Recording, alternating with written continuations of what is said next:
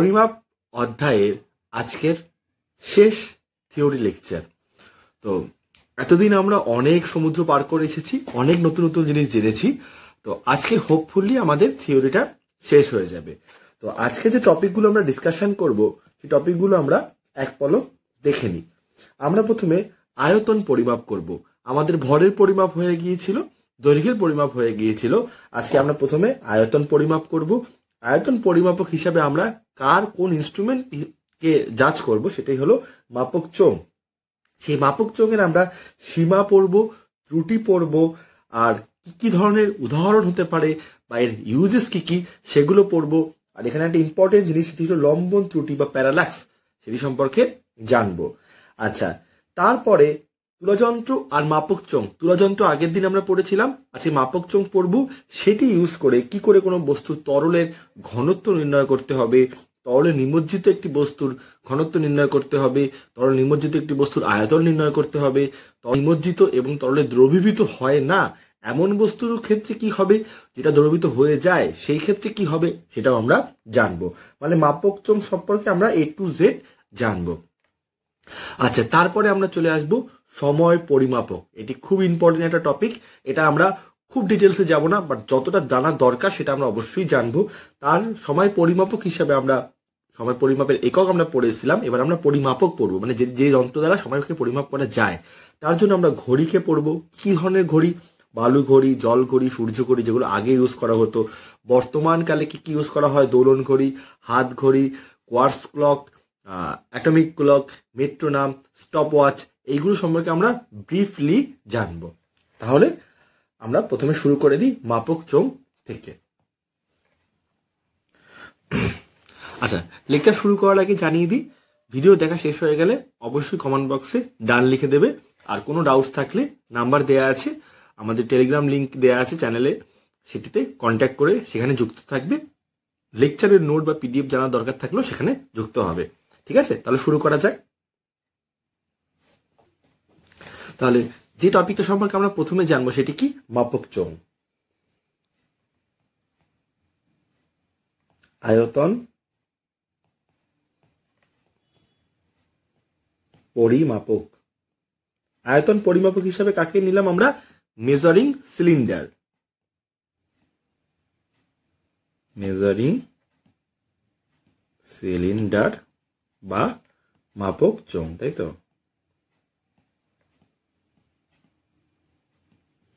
আচ্ছা, মাপক চোঙ কি? সাধারণত কাচের তৈরি একটি চোঙাকৃতি বস্তু বা গ্লাস। সেই গ্লাসটা এরকম দেখতে হয়। ওকে, তার গায়ে কি কাটা থাকে? দাগ কাটা থাকে। কিছু ক্ষুদ্রাকৃতি দাগ কাটা থাকে, কিছু বৃহৎ দাগ কাটা থাকে।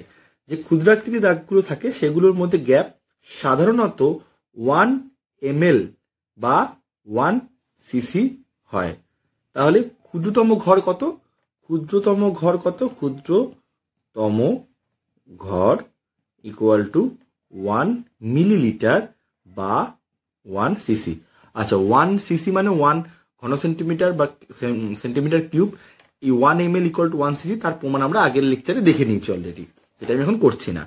আর সবচেয়ে উপরে যে দাগটা থাকে সেটি কি থাকে?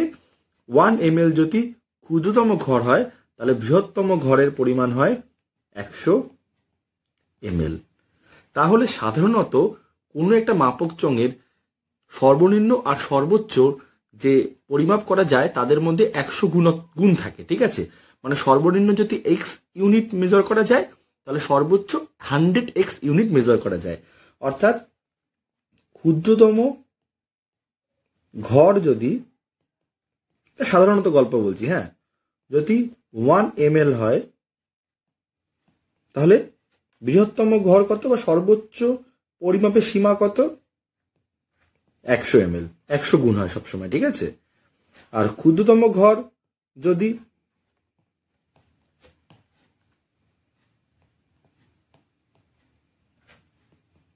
0.1 ml হয়, তাহলে বৃহত্তম ঘর কত হবে?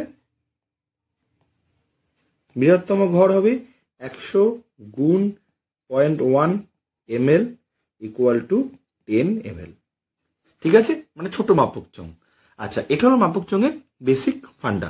এবার মাপক চোঙের সাহায্যে কোনো কিছুর পরিমাপ কি করে করে, যখন কোনো তরলকে এই মাপক চোঙে ঢালা হবে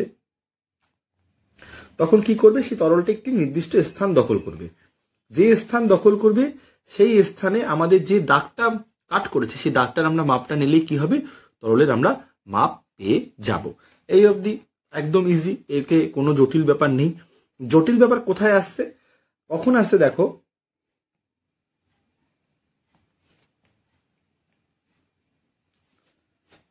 প্রথমে আসি আমরা ত্রুটিতে। আচ্ছা, ক্ষুদ্রতম ঘরের মাপ কত? ক্ষুদ্রতম ঘর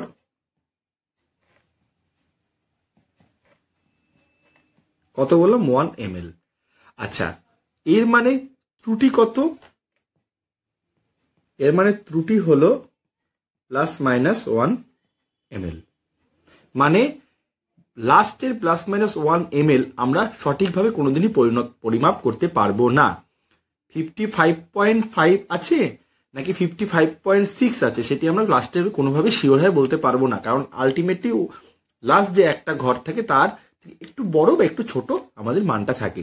সেই জন্য ত্রুটি কত হয়, যে ক্ষুদ্রতম মানটা থাকে সেটিকে আমরা ত্রুটি বলি। মানে এর থেকে ছোট কোনো মান আমরা মাপতে পারবো না। যদি তাই হয় তাহলে যদি কোনো একটা মেজারিং ফ্লাক্স ইউজ করে আমরা 20 সিসি একটা তরলের পরিমাপ করলাম, তরল পরিমাপ করে পেলাম, ঠিক আছে।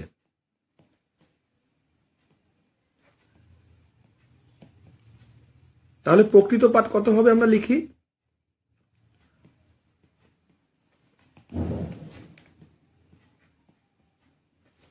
প্রকৃত পাঠ আমরা লিখি 20 ±1 সিসি, কারণ 1 সিসি লাস্ট 1 সিসিটা আমরা কখনোই শিওর শহরে মাপতে পারবো না, হয় 19 সিসি আছে নয় 21 সিসি আছে, বা বেসিক্যালি তার মাঝামাঝি কোথাও একটা আছে, ঠিক আছে। তাহলে এখানে আমাদের পার্সেন্টেজ এরর কত আমরা জানি, পার্সেন্টেজ এরর বার করার জন্য ফর্মুলা হলো ত্রুটি বাই যে পাঠ, মানে কততে ত্রুটিটা হয়েছে গুণ 100, এটা হলে আমরা শতকরা ত্রুটিটা পেয়ে গেলাম। তো শতকরা ত্রুটি এখানে কত হবে, 1/20 × 100 অর্থাৎ 5%, ঠিক আছে। তো যদি আমাদের মেজারিং ইনস্ট্রুমেন্ট একটা দিয়ে দেয় মাপক চোঙ, তার যদি ত্রুটি চায় জানতে, সেটা আমরা এইভাবে ক্যালকুলেশন করে বার করব। আচ্ছা, তো ত্রুটি তো হয়ে গেল, এবার এটিকে আমাদের সীমাবদ্ধতা কিরকম সীমাবদ্ধতা, আমাদের ইনস্ট্রুমেন্টের সীমাবদ্ধতা। এছাড়া আরেক ধরনের ত্রুটি হয়, সেটি কি, সেটি হলো আমাদের মেজারমেন্ট করতে গেলে কি ভুল হতে পারে, মানে হিউম্যান এরর। এটা হলো ইনস্ট্রুমেন্টাল এরর, মানে যন্ত্রের ত্রুটি, যন্ত্রের সীমাবদ্ধতা। আর মানুষের সীমাবদ্ধতা, মানুষের কিছু ভুল আছে। কি কি ভুল আছে দেখো, একটা মজার জিনিস দেখো, যখন কোনো মাপক চোঙে জল নেওয়া হয়, এই যে মাপক চোঙ রয়েছে, এই মাপক চোঙটাতে কি দ্বারা পূর্ণ করা হয়েছে, জল দ্বারা পূর্ণ করা হয়েছে, তখন জলের উপরিতলটা এরকম দেখতে হয়, মানে একটা অবতল লেন্সের মতো এরকম বাঁকা হয়ে থাকে, ঠিক আছে। এই যে জিনিসটাকে আমরা বলছি, এগুলো কোন তরলের ক্ষেত্রে হয়, যে তরল কি করে, যে তরল সারফেসকে ভেজায়, মানে যে তরল ওয়েট করে, ঠিক আছে। কেন হয় সেটা আমরা পরে বলছি। আর যখন পারদকে আমরা পরিমাপ করবো, যখন পারদকে আমরা কোনো একটা মেজারিং ফ্ল্যাক্সে ঢালবো, বা একটা মেজারিং সিলিন্ডারে ঢালবো, বা আমরা একটা মাপক চোঙে ঢালবো, তখন তার সর্বোচ্চ তলটা এরকম উত্তাল হয়ে থাকে। যদি মাপক চোঙটা, মাপক সিলিন্ডারটা খুব বড় হয়, সেক্ষেত্রে আমরা এতটা দেখতে পাইনি, কিন্তু যদি ছোট হয় তাহলে আমরা এই অবতল ব্যাপারটা আর এই উত্তল ব্যাপারটা খুব দেখতে পাই, ঠিক আছে। তাহলে পারদের ক্ষেত্রে কিরকম হবে, পারদের ক্ষেত্রে হবে এরকম উত্তল, আর জলের ক্ষেত্রে হবে এরকম অবতল। কেন হয় পরে বলছি, আগে যেন হয়। যদি এটা হয় তাহলে আমরা কোন পজিশনে মাপটা নেব, আমরা যদি চোখকে এই উপরের তলে রেখে মাপ নিই তাহলে ঠিক মাপ নেব, না নিচের তলে রেখে মাপ নিলে ঠিক মাপ নেব। বলছে যদি অবতল হয় তাহলে নিচের তলের মাপটা নেব আমরা, ঠিক আছে। আর যদি উত্তল হয় তাহলে আমরা উপরের তলের মাপটা নেব, এবং সেটিকে আমরা প্রমাণ মাপ হিসাবে গ্রহণ করব। তাহলে অবতল হলে বেসিক্যালি যদি আমরা নিচের মাপটা নেই, তাহলে এই যে এইটুকু অংশে যে জলটা থাকে সেটুকু আমরা উপেক্ষা করছি, আর উত্তাল ক্ষেত্রে যদি আমরা উপরের তলের মাপটা নিই, তাহলে এইটুকু অংশে যে পারদটা থাকার কথা সেটাকে আমরা বেশি ধরে নিচ্ছি, সেটা আসলে বেসিক্যালি নেই, এই রডটুকু আসে। কিন্তু আমরা সবসময় আমরা খেয়াল রাখবো, আমরা সমান্তরাল ভাবে তাকাবো, তাকিয়ে নিচের তলটা নেব। যদি সমান্তরাল ভাবে না তাকিয়ে যদি বাঁকাতারা ভাবে তাকাই, তাহলে আমাদের সেই আবার চোখ যদি এখানে রাখি তাহলে আমাদের এই অন্য মান পেয়ে যাব। চোখ যদি উপরের দিকে রাখি তাহলে আমরা বেশি মান পেয়ে যাব, এক্ষেত্রে আবার উল্টো হবে। ঠিক আছে, এরকম গল্প হতে থাকবে, তো সেটা আমরা করব না। আচ্ছা, তাহলে বোঝা গেল প্যারাল্যাক্স এরর কি। আর জলের আর পারদের ক্ষেত্রে দুটো তল কিরকম হতে পারে, জলের ক্ষেত্রে হবে উত্তল আর পারদের ক্ষেত্রে হবে প্যারালাল। আচ্ছা, জলের ক্ষেত্রে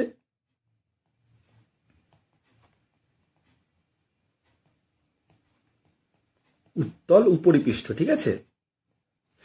উত্তল উপরিপৃষ্ঠ হওয়ার কারণ কি, জলের যে অণুগুলো থাকে সেই অণুগুলোর মধ্যে আন্তঃআণবিক বল, মানে জলের নিজেদের মধ্যে যে আকর্ষণ বল, সেই আকর্ষণ বল জল আর কাচের গ্লাসের মধ্যে যে আকর্ষণ বল তার থেকে কি কম। তাহলে এখানে বলা হয় adhesive force, adhesive force, adhesive যে বল সেটি greater than cohesive force, cohesive force. আচ্ছা, অ্যাডহেসিভ ফোর্স মানে, আচ্ছা আগে বলে রাখি জল কি করে, এই ধরনের তরল কি করে, এই ধরনের তরল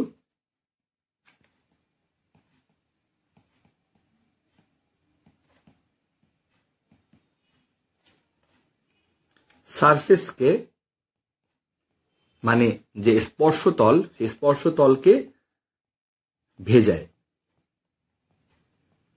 জল যেমন জায়গায় ঢেলে দিলে যেমন চারদিকে ছড়িয়ে যায়, সেই ছড়িয়ে যাওয়াটা কি বলে, ভিজে যাওয়া। ঠিক আছে, অ্যাডহেসিভ ফোর্স মানে কি, বাংলায় বলছে আন্তঃআণবিক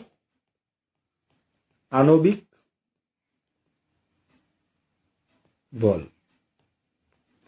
আর কোহেসিভ ফোর্সকে বলছে অন্তঃআণবিক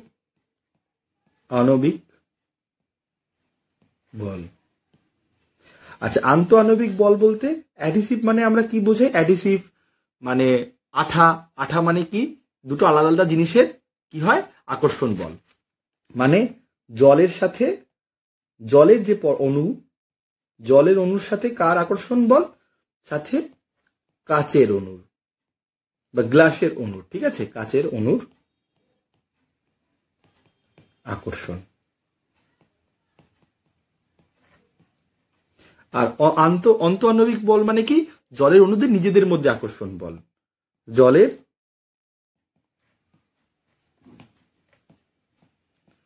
অণুগুলির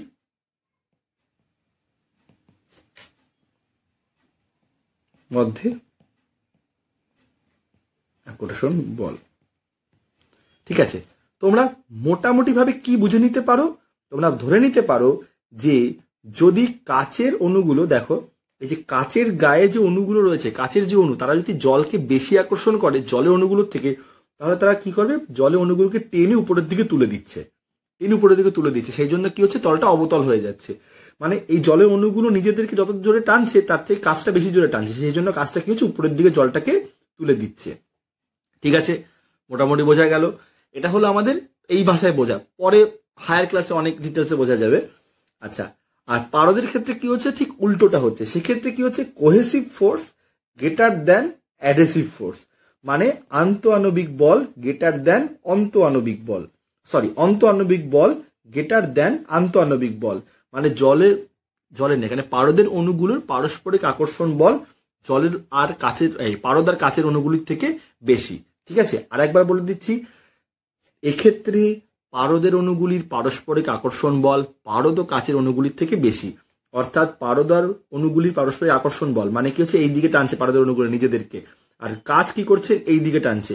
এবার যেহেতু এটা উপরের দিকে, সেহেতু আমি বলতে পারছি পারদের অণুগুলো নিজেদেরকে উপরের দিকে টেনে ধরে রাখছে, কাচ যতটা টানছে তার থেকে তারা বেশি উপরের দিকে টেনে ধরে রাখছে, পারদের অণুগুলো নিজেদেরকে এই দিকে ধরে টেনে রাখছে। ঠিক আছে, আর কাচ কি করছে, কাচের এই সারফেসে টাচ করে আছে, এই স্পর্শতল টাচ করে আছে, স্পর্শতলে কি করছে, কাচের অণুগুলো নিজের দিকে টানছে, কিন্তু তার থেকে আমাদের পারদের অণুগুলো নিজেদেরকে বেশি জোরে টানছে, তার জন্য কি হচ্ছে, উপরের দিকে উঠে যাচ্ছে। ঠিক আছে, এটি হলো উত্তল তল, এটি হলো অবতল তলের ফান্ডা, বেসিক ফান্ডা। ঠিক আছে, আশা করি এই ফান্ডাটা ক্লিয়ার হলো। আচ্ছা, তো আমাদের এক্ষেত্রে আমাদের কি কি জানতে হবে, তলগুলো সম্পর্কে জানতে হলো, আর কি জানতে হলো, কিভাবে আমরা প্যারালাক্স এরর দূর করব। মানে ওই যদি অবতল থাকে জলের ক্ষেত্রে তাহলে আমরা অবতলের নিচের দিকটায় গিয়ে চোখটা রাখবো, উত্তল থাকে উত্তলের উপরের দিকটায় গিয়ে চোখটা রাখবো। ঠিক আছে, আচ্ছা লেখাটা একবার দেখে নাও। দেখো, লম্বন ত্রুটি এড়ানোর জন্য পাঠ নেবার সময় পাঠবিন্দুর সাথে চোখটাকে লম্বভাবে রাখিতে হবে। যে সমস্ত তরল কাচকে ভেজায় মানে ওয়েট করে, যেমন জল, তাদের চোঙের উপরিতল অবতল হয়। অবতল মানে কি এরকম হচ্ছে, ঠিক আছে, অবতল লেন্স পড়বে তোমরা পরবর্তীকালে। সেক্ষেত্রে অবতল তলে সবচেয়ে নিচের পাটটিকে নিতে হবে। আর যে সমস্ত তরল কাচকে ভেজায় না, যেমন হলো পারদ, তাদের ক্ষেত্রে তাদের উপরিতলটা উত্তল হয়, এরকম ফোলা থাকে। সেক্ষেত্রে কি করতে হবে, তাদের উপরিতলের পাটটা নিতে হবে, নতুবা আয়তন পরিমাপে ত্রুটি দেখা যাবে। এটা হলো বেসিক ফান্ডা। আচ্ছা, তো আমরা আয়তন পরিমাপ কি করে করতে হয় এবং তার পরিমাপ করার জন্য কোথায় চোখ রাখতে হয় সেটা আমরা জানলাম। এবার আমরা কি পড়বো, এবার আমরা পড়বো এর ব্যবহার। আচ্ছা, ব্যবহার তো অলরেডি আমরা পড়লাম। কি পড়লাম, আয়তন পরিমাপ করতে পড়লাম। এবার আমরা ঘনত্ব পরিমাপ কি করে করব সেটা দেখব। প্রথমে হলো ঘনত্ব। কার ঘনত্ব? তরলের ঘনত্ব।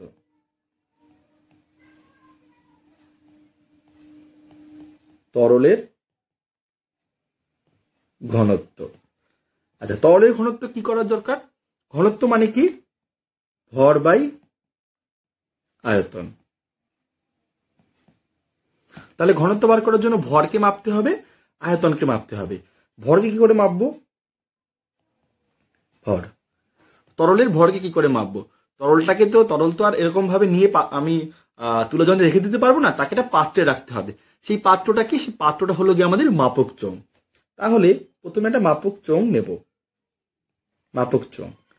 মাপক চোঙটিকে নিয়ে সেটিকে কি করব, আমরা তুলাযন্ত্রে নিয়ে যাব।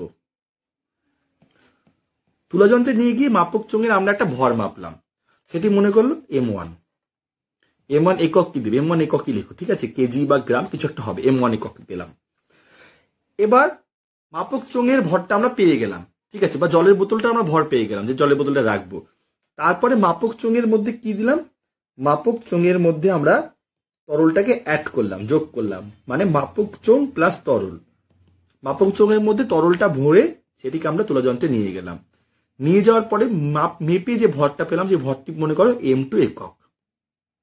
তাহলে মাপক চোঙের ভর হলো, শুধু মাপক চোঙের ভর হলো M1 একক, আর মাপক চোঙ আর তরলের ভর কত? M2 একক।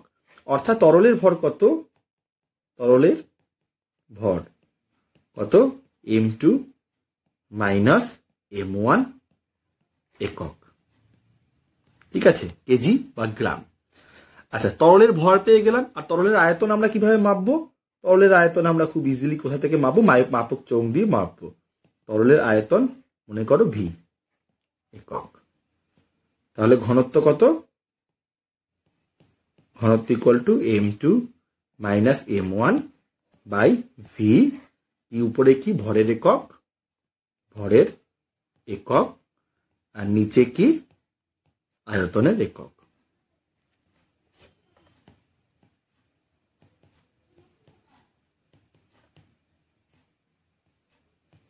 ব্যাস, এই অবধি ডাউটলেস। আচ্ছা, তরলের ঘনত্ব আমরা মেপে নিলাম। এবার তরলে নিমজ্জিত বস্তুর আমরা আয়তন ও ঘনত্ব মাপব। তরলে নিমজ্জিত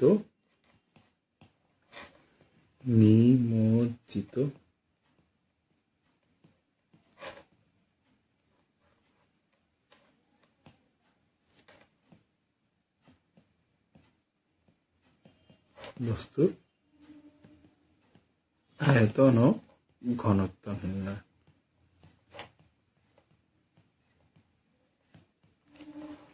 আচ্ছা, তরলে নিমজ্জিত বস্তু দু রকমের হতে পারে। একটি যেটি তরলে ডুবে যায় বা তরলের থেকে যার ঘনত্ব বেশি। আচ্ছা, ঘনত্ব বেশি থাকবে সেটি ডুববে, ঠিক আছে। আর একটি কি হবে? তরলে ভাসবে। প্রথমটি হলো তরলে ডুবে যাবে, ঠিক আছে, ডুবে যায় বা তরলের থেকে ভারী বস্তু, বা তরলের থেকে ভারী বস্তু। বা সম্পূর্ণ নিমজ্জিত বস্তু, অনেক কিছু বলতে পারো। অর্থাৎ বস্তুর যে ঘনত্ব সেটিকে যদি আমি রো ধরি, সেটি কি হবে? রো সলিড, সলিডের জন্য এস লিখলাম, সেটি কি হবে? Rho of water. ঠিক আছে, অত জানার দরকার নেই, মোদ্দা কথা জলে ডুবে যায়। আচ্ছা, প্রথমে কি হবে? সেই বস্তুর যদি আমরা ঘনত্ব নির্ণয় করতে চাই, তাহলে বস্তুর ঘনত্ব নির্ণয় করার জন্য কি কি দরকার? বস্তুর আয়তন দরকার আর ভর দরকার, ভর দরকার আর আয়তন দরকার। আচ্ছা, ভর তো আমরা তুলাযন্ত্রে মাপলেই পেয়ে যাব। যে কোনো একটা সলিড বস্তুকে, শক্ত বস্তুকে, দৃঢ় বস্তুকে তুলাযন্ত্রে রাখলাম, তার আমরা ভর পেয়ে গেলাম। তো ভর কোথা থেকে পাবো? তুলাযন্ত্র থেকে। তুলাযন্ত্র, সেটি কি হবে? ধরো M1। এবার বস্তুটি যদি অনিয়তাকার হয়, মানে যদি দেখতে বিচ্ছিরি দেখতে হয়, তাহলে আমরা বস্তুর আয়তন ইকুয়াল টু দৈর্ঘ্য গুণ প্রস্থ গুণ উচ্চতা বা এরকম কোনো ফর্মুলা ইউজ করতে পারবো না, বা 4/3πr³ গোলকের ক্ষেত্রে সে সমস্ত ইউজ করতে পারবো না। একটা আঁকা বাঁকা ধরনের বস্তু, তার আয়তন আমরা কি করে মাপবো? তার আয়তন মাপার জন্য আমরা প্রথমে একটা মাপক চোঙ নেব। মনে করো এই মাপক চোঙের মধ্যে একটা তরল দ্বারা পূর্ণ করা আছে। কতটা তরল দ্বারা পূর্ণ করা আছে?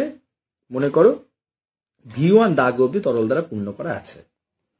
ঠিক আছে, এখানে দাগ হচ্ছে V1cc।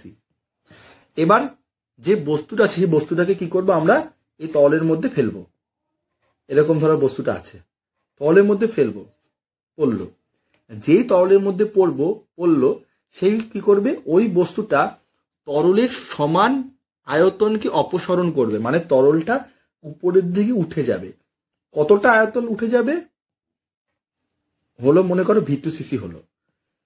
আচ্ছা, এই V1 থেকে V2 কেন হলো? কারণ এই যে বস্তুটা এসে তরলের মধ্যে ঢুকেছে, সে এসে তরলের মধ্যে জায়গা দখল করে নেবে, তার জন্য তরলের তলটা উপরের দিকে উঠে যাবে। কতটা উঠে যাবে? এর যে আয়তন, সে সমপরিমাণ আয়তন উঠে যাবে। অর্থাৎ উঠে গেল কতটা? এতটা আয়তন উঠে গেল। অর্থাৎ তরলের যে আয়তন, অর্থাৎ বস্তুর যে আয়তন, বস্তুর আয়তন কত হলো? বস্তুর আয়তন প্রথমে তরল ছিল কতটা? V1cc। তারপর তার মধ্যে বস্তুটা ফেলার ফলে তো আয়তন কত হলো? V2cc। অর্থাৎ বস্তুর আয়তন কি? V2 - V1cc। ঠিক আছে, বা আমরা যদি একক ধরি, একক যে হিসাবে তোমরা লিখবে। অর্থাৎ বস্তুর ঘনত্ব কত?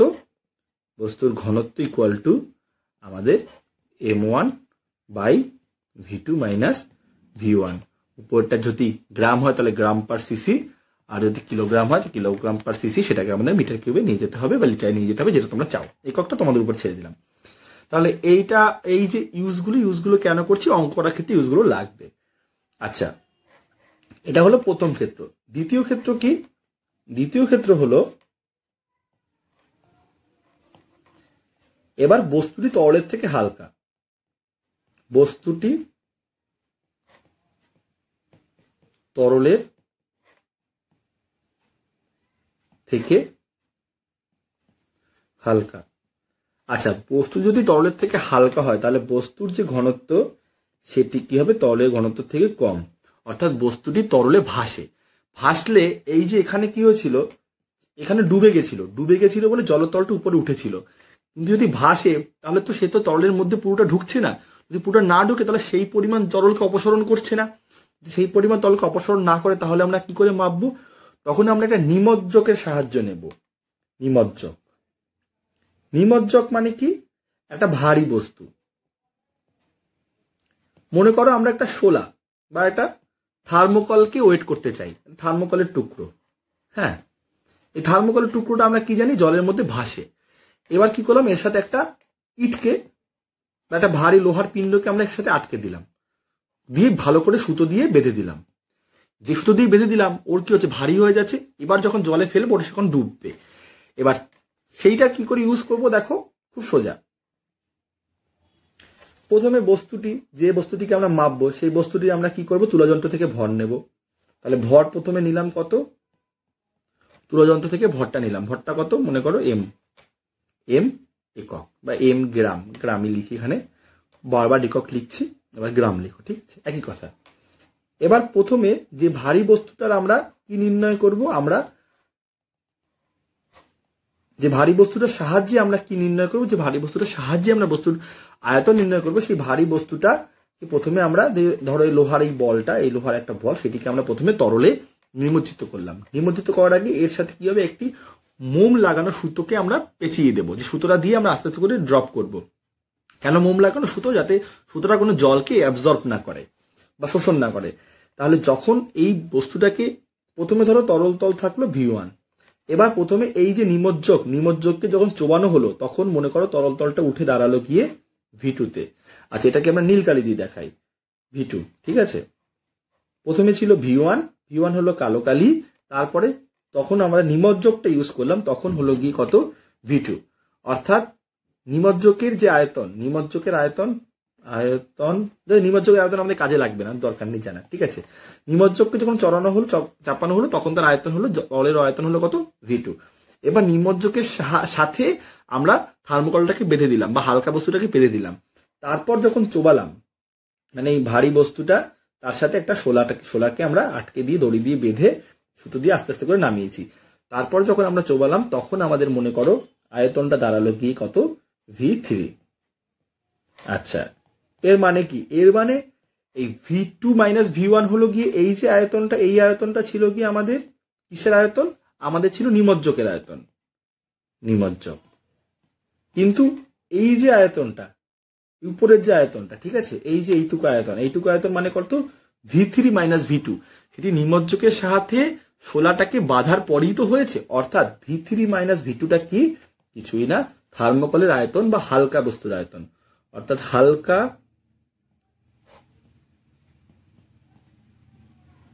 বস্তু আয়তন ইকুয়াল টু কি, V3 মাইনাস V2 কত, সিসি।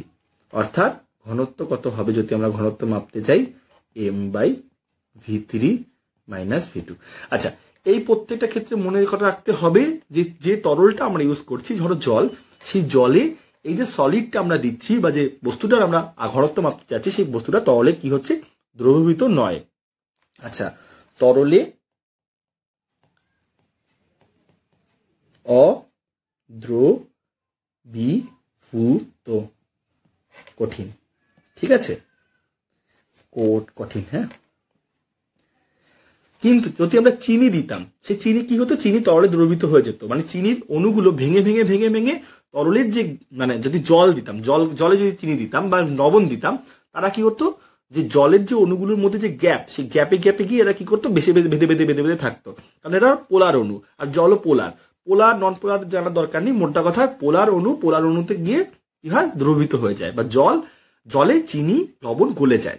আর যদি গলে যায় বা ওই আন্তঃআণবিক জায়গা, মানে দুটো জলের অণুর মাঝখানে যে জায়গা, সেই জায়গাতে গিয়ে যদি চিনির অণুগুলো ঢুকে যায়, তাহলে কি হবে, টোটাল যে তরলের যে ভলিউম সেটা অলমোস্ট বাড়েই না, ঠিক আছে। যদি তাই হয় সেক্ষেত্রে আমরা, মানে যেটা আমরা দ্রবীভূত হয় বা কোনো কেমিক্যাল রিয়াকশন হয়, সেক্ষেত্রে আমরা এই পদ্ধতি ইউজ করে, মানে তরলে চিনি নিমজ্জিত করে তরলের আয়তনকে বাড়িয়ে আমরা কোনোভাবেই কি ঘনত্ব নির্ণয় করতে পারবো না, মানে বস্তুর আয়তন নির্ণয় করতে পারবো না, মানে আয়তন নির্ণয় করতে না পারলে ঘনত্ব নির্ণয় করতে পারবো না। তাহলে সেক্ষেত্রে কি ইউজ করা হয়, সেক্ষেত্রে এমন তরল নেওয়া হয় যে তরলে ওই কঠিনগুলো দ্রবীভূত হয় না, যেমন কেরোসিন, তারপিন তেল, মানে যে কোনো জৈব তরল, জৈব মানে প্রাণী দেহ থেকে পাওয়া, ঠিক আছে, জৈব তরলে তাদেরকে নেওয়া হয় চিনি, লবণ ইত্যাদি কঠিন,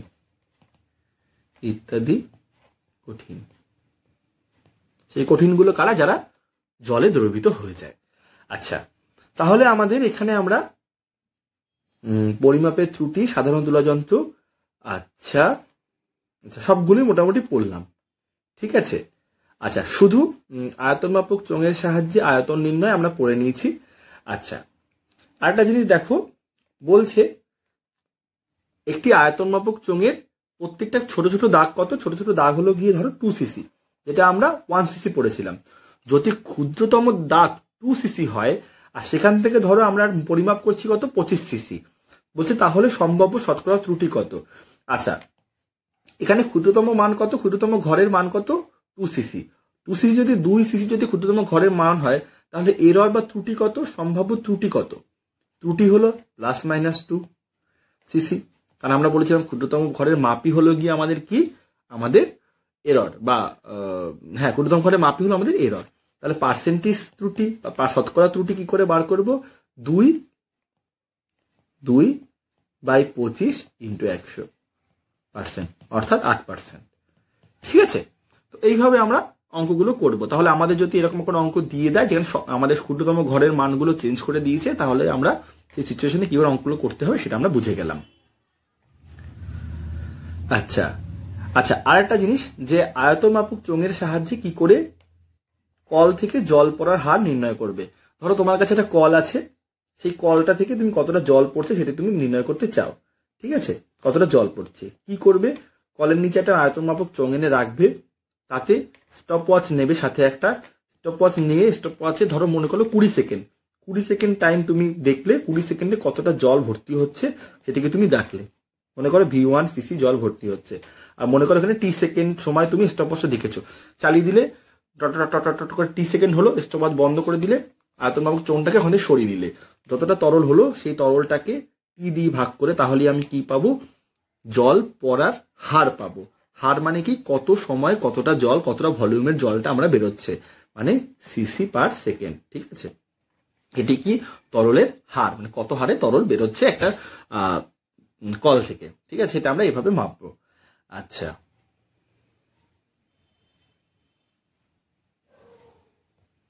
এই যে আমাদের নিমজ্জকের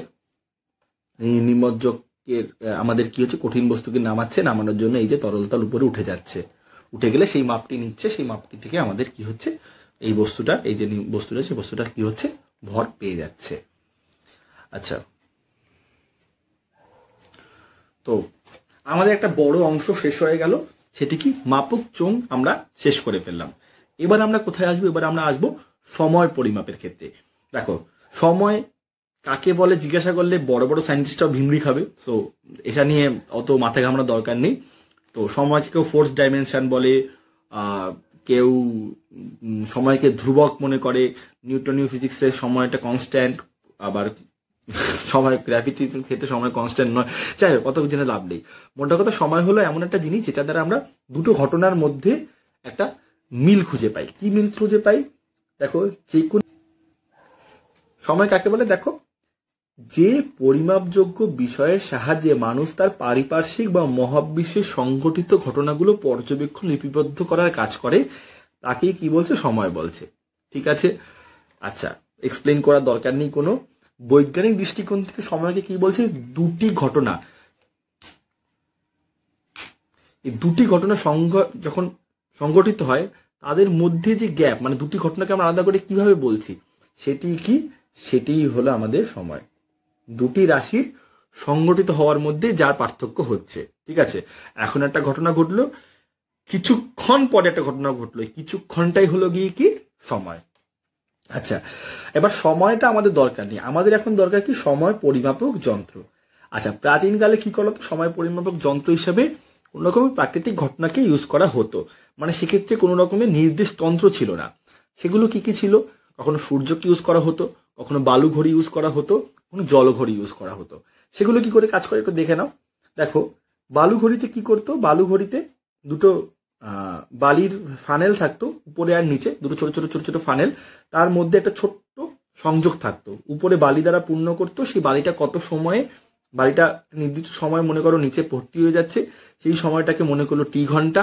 এবার যেই মানে যে যখন একবার পুরোটা নেমে যেত তাহলে বলতো T ঘন্টা হয়ে গেছে, আবার পুরো উল্টে দিত, আবার যখন পুরো নেমে যেত মনে করতো আবার T ঘন্টা হয়ে গেছে, এইভাবে সময় রাখা হতো। আচ্ছা, তারপরে তো সূর্য ঘড়িটা যদি কোনোদিন কোণারকের মন্দিরে যাও, অসাধারণ একটা ঘড়ি রয়েছে, তার একটা অসাধারণ ব্যাখ্যা রয়েছে, সেটি তোমরা অবশ্যই দেখবে।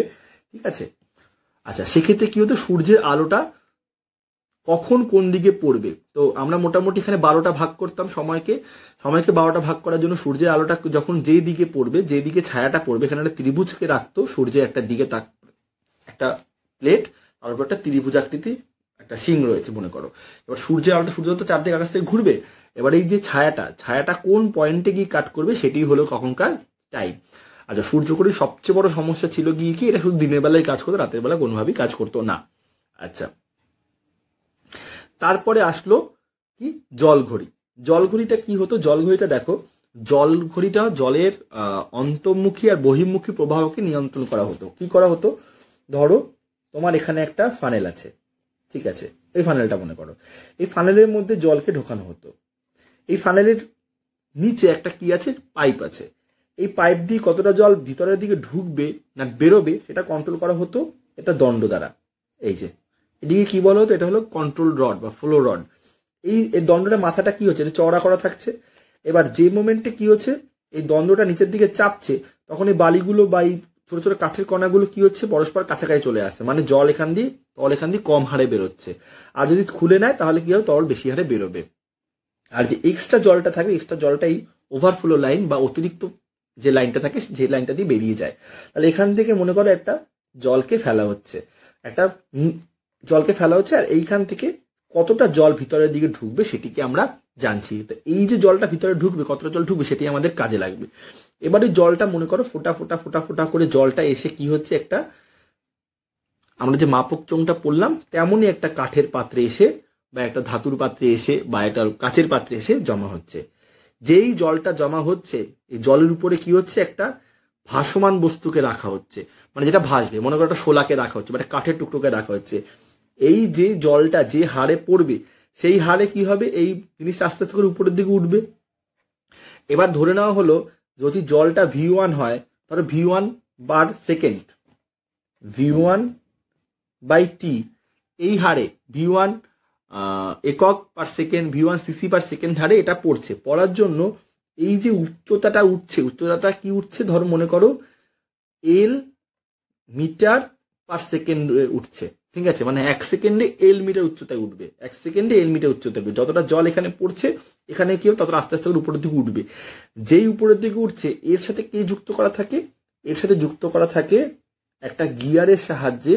এই যে এই মালটা যাচ্ছে, এর সাথে এর গায়ে কাটা কাটা কাটা কাটা কাটা কাটা থাকছে, তার সাথে একটা গিয়ার যুক্ত করা থাকছে। সেই গিয়ারে কে থাকছে? একটা ঘড়ির কাঁটা থাকছে। যেই এই বস্তুর উপরের দিকে উঠবে, এই উপরের দিকে উঠবে, এই ঘড়ির কাঁটাটা কি করবে? এইদিকে ঘুরছে। ঘড়ি কাঁটাটার গায়ে এদিকে দাগ কাটা থাকছে, অর্থাৎ যেই দাগ কাটা থাকছে কি হচ্ছে? আমাদের এখানে আমরা কি পাচ্ছি? সময়ের পরিমাপ পাচ্ছি, ঠিক আছে। তাহলে কতটা হারে জলটা আমরা ভিতরে ফেলবো ততটা হারে এই বস্তুর উপরের দিকে উঠবে। যে হারে উঠবে সেই হারে কি হবে? এটা ঘুরবে। এমন ভাবে হারটাকে কন্ট্রোল করা হয় যাতে এটা যখন পুরো সময় ঘুরে আসবে তখন 12 ঘন্টার মতো হয়, ঠিক আছে। আচ্ছা, এখানে দেখো এখানে কতগুলো ঘন্টা আছে? 1 2 3 4 5 6 7 8 9 10 11 12 13 14 15 16 17 18 19 20 21 22 23 24, 24 ঘন্টা। 24 ঘন্টাকে এখানে ধরে দিয়েছে, ঠিক আছে। আচ্ছা, তাহলে এই হলো আমাদের জল ঘড়ির গল্প। তো জল ঘড়িতে কি হয়? অন্তর্মুখী আর বহির্মুখী প্রবাহকে তারা কন্ট্রোল করা হয়, ঠিক আছে। মানে কতটা জল ভিতরের দিকে পড়ছে, কতটা বাইরে যাচ্ছে তার উপরে নির্ভর করে ঘড়িটাকে তৈরি করা হচ্ছে। আর ঘড়িটা বেসিক ফান্ডা আমি বুঝিয়ে দিলাম। আচ্ছা, এবার আসি আমরা আধুনিক ঘড়িতে। আচ্ছা, এই যে ঘড়িগুলো হলো, এই ঘড়িগুলোতে কোনো রকমের কোনো নিয়ন্ত্রক বা রেগুলেটর বা অসিলেটর ছিল না। আধুনিক ঘড়িতে একটা নিয়ন্ত্রক বা রেগুলেটর বা একটা অসিলেটর থাকবে, আচ্ছা। আচ্ছা,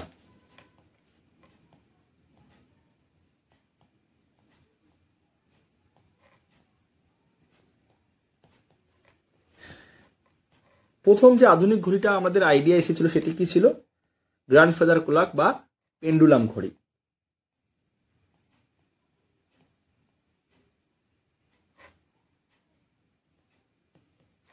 তারপর কি এসেছে? তারপর এসে আমাদের পেন্ডুলাম ঘড়ির মতো আরেকটা ছিল তুলন চক্র। তুলন চক্র তুলন চক্র, পেন্ডুলাম ঘড়ি বেসিক্যালি এক। তারপর এসেছে আমাদের কোয়ার্টজ ঘড়ি। কোয়ার্টজ ঘড়ি যেটা আমরা ডিজিটাল ঘড়ি হিসাবে, ডিজিটাল ঘড়ি না, যেটা আমরা ঘড়িতে ইউজ করি, রিস্ট ওয়াচ ইউজ করি, হাত ঘড়িতে ইউজ করি, ঠিক আছে। আচ্ছা, তারপরে তার থেকেও বেশি অ্যাকুরেট হিসাবে কি এসেছে? এসেছে আমাদের পারমাণবিক ঘড়ি।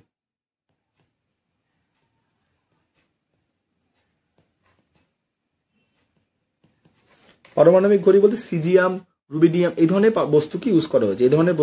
এই ধরনের পদার্থের পরমাণুকে ইউজ করা হয়েছে। যেমন সিজিএম ঘড়ি, আমরা তো অলরেডি পড়েছিলাম যে সিজিএম কি ইউজ করে কি করে এখন আধুনিক মিটারকে, আধুনিক সেকেন্ডকে সংজ্ঞায়িত করা হয়, এটার সাথে এটা সংযুক্ত আছে। ঠিক আছে। আচ্ছা, এছাড়া আমরা কয়েকটা জিনিস পড়বো, সেটি কি কি? মেট্রোনাম পড়বো। মেট্রোনাম সম্পর্কে সেরকম ভাবে কিছু জানার নেই। মেট্রোনাম হলো যখন কোনো রকেটকে রকেট যখন আকাশে যায় তখন আমরা সে কাউন্ট করে না, 10, 9, 8, মানে অত্যন্ত একুরেট একটা ঘড়ি। ঠিক আছে, সেটাকে মেট্রোনাম বলে। মেট্রোনাম দিয়ে আমাদের গিটার বা যে কোনো মিউজিক্যাল ইনস্ট্রুমেন্টে টিক টিক টিক টিক করে বাজে, সেই যাকে মেট্রোনাম বলে। মেট্রোনাম সম্পর্কে জানার কিছু নেই। আচ্ছা, আর থাকে ডিজিটাল ঘড়ি।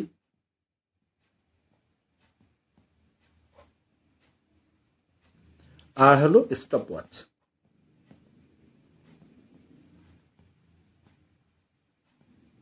ঠিক আছে, এই জিনিসগুলোর মধ্যে তোমাদের সিলেবাসে যেটুকু জানার দরকার প্রথমে সেটুকু বলি, তারপর আমি একটু ব্যাখ্যা বলবো। আচ্ছা, দেখো, যে কোনো ঘড়ির প্রধান যে জিনিসটা দরকার সেটি কি? একটা নিয়ন্ত্রক বা রেগুলেটর দরকার। মানে যার উপর ভিত্তি করে তুমি সময়টাকে স্ট্যান্ডার্ড সময় রাখবে। স্ট্যান্ডার্ড সময় পরিমাপক। কে স্ট্যান্ডার্ড সময় পরিমাপক? একটি অসিলেটর। অসিলেটর, ঠিক আছে, OSCILLA, অসিলেটর, বা একটি কম্পনরত বস্তু। কি কম্পনরত বস্তু? যার কম্পাঙ্ক জানা। কম্পাঙ্ক আমাদের জানা, মানে সেই বস্তুটি 1 সেকেন্ডে কতবার কাঁপবে সেটা আমরা জানা। তাহলে 1 সেকেন্ডে কতবার কাঁপবে যদি আমরা জানা থাকি, তাহলে সেটাকে আমরা স্ট্যান্ডার্ড হিসাবে ইউজ করি। 1 সেকেন্ডে একটা ঘড়ির কাঁটা কতটুকু এগোবে সেটা আমরা জানতে পারবো। সেটির উপরে ডিপেন্ড করে আমাদের কি হয়েছে, ঘড়িগুলোকে আলাদা আলাদা করা হয়েছে। এবার যে কোনো অসিলেটর শক্তি দরকার। এটা কি দরকার? একটা শক্তির উৎস দরকার। শক্তির উৎসটা কি করবে? শক্তি উৎসটা অসিলেটরকে, মানে যে বস্তুটা কাঁপবে সে কম্পনরত বস্তুটাকে বা রেগুলেটরকে শক্তি প্রদান করবে। ঠিক আছে, এবার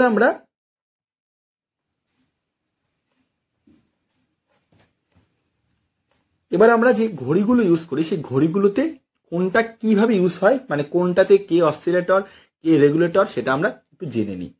ধরো পেন্ডুলাম ঘড়ি বা টেবিল ঘড়ি।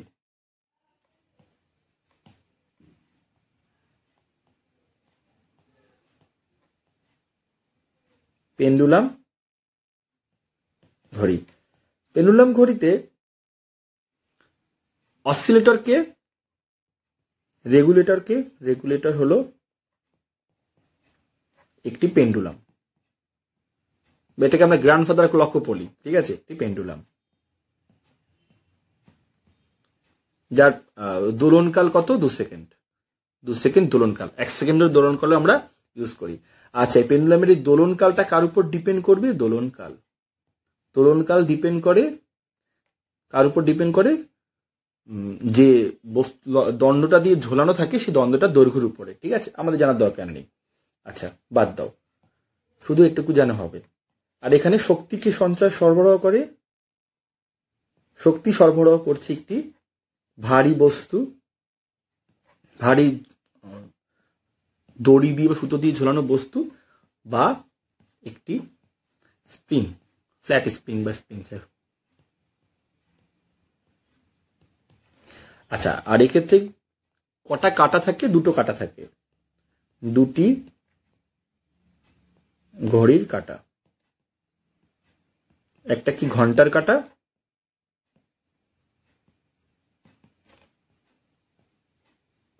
আর একটা হলো মিনিটের কাটা।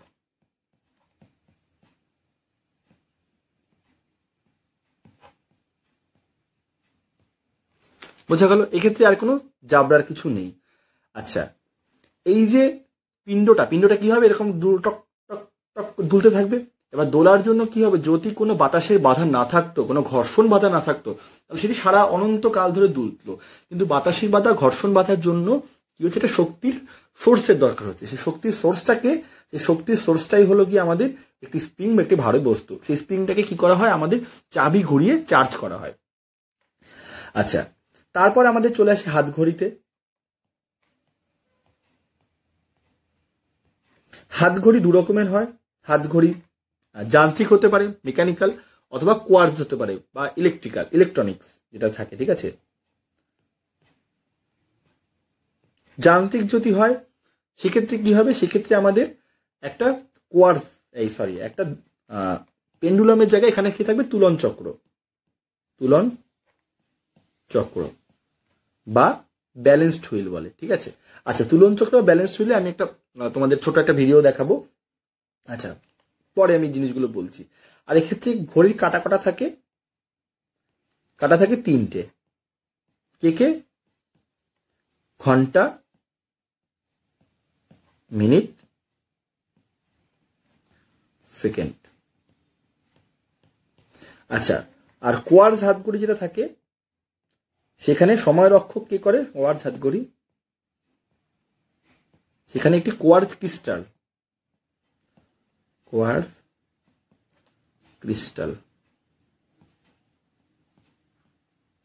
এখানে সময় রক্ষক হিসাবে থাকছে। আচ্ছা, আর এক্ষেত্রেও তিনটে কাটা। আচ্ছা, আর আমাদের যে পারমাণবিক ঘড়ি, সে তো ছেড়ে দাও, তার কাটা খাটার কোনো গল্প নেই, সে তো অত্যন্ত অ্যাকুরেট হবে। আর যে আমাদের ডিজিটাল ঘড়িগুলো থাকে, যেগুলো আমাদের ওই মাইক্রোওয়েভে থাকে, এখন বড় বড় ডিজিটাল ডিসপ্লে থাকে, যেগুলোতে রেলওয়ে স্টেশনে থাকে, তাতে কোনো কাটা ফাটা থাকে না। তাতে 1 সেকেন্ডের 100 ভাগের 1 সেকেন্ড, মানে 1 সেকেন্ডের 100 ভাগের 1 ভাগ সময়কেও এরা ডিফাইন করে। ঠিক আছে, মানে এদের অ্যাকুরেসি অনেক বেশি। আর এগুলোতে ত্রুটি আমরা বুঝতে পারছি। হাত ঘড়ির ত্রুটি হলো 1 সেকেন্ড।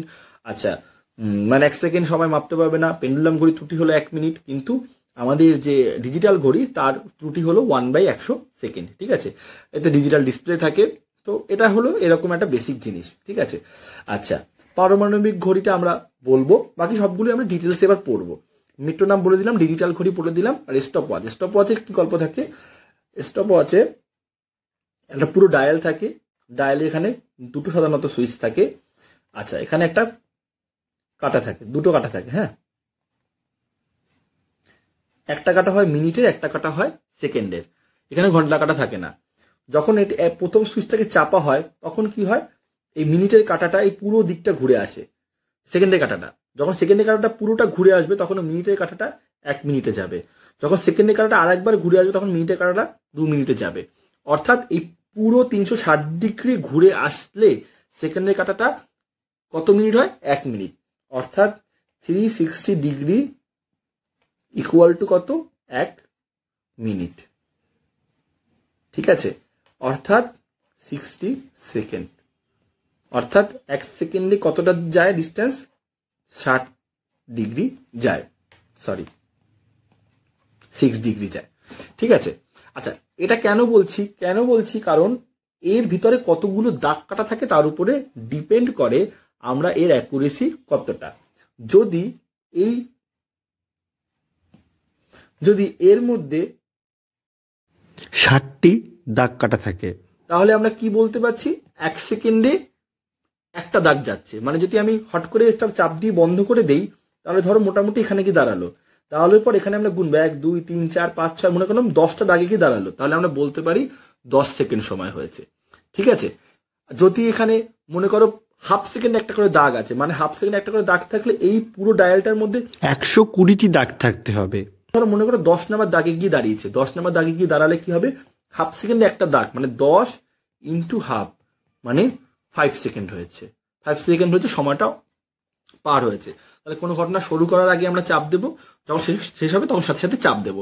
তার যতটা সময় যাচ্ছে সেটি হলো কি তার পরিমাপ। এটা হলো স্টপ ওয়াচের গল্প।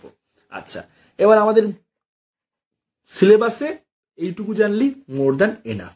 এবার আমরা একটু বেশি পেন্ডুলাম ঘড়ি সম্পর্কে আর কোয়ার্টজ ঘড়ি সম্পর্কে, পারমাণবিক ঘড়ি সম্পর্কে একটু বেশি জেনে নেই, ঠিক আছে?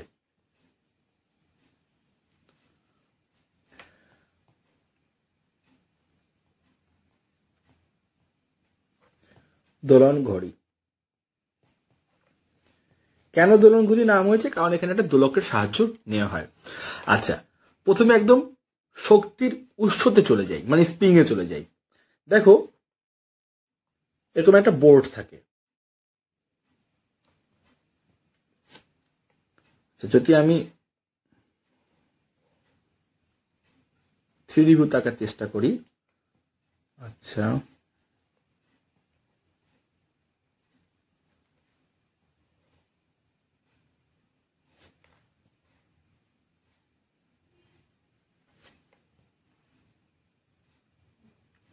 এরকম একটা বোর্ড থাকছে, এই বোর্ডে একটা পিন লাগানো থাকে, পিনটা এরকম বাইরের দিকে বেরিয়ে থাকে।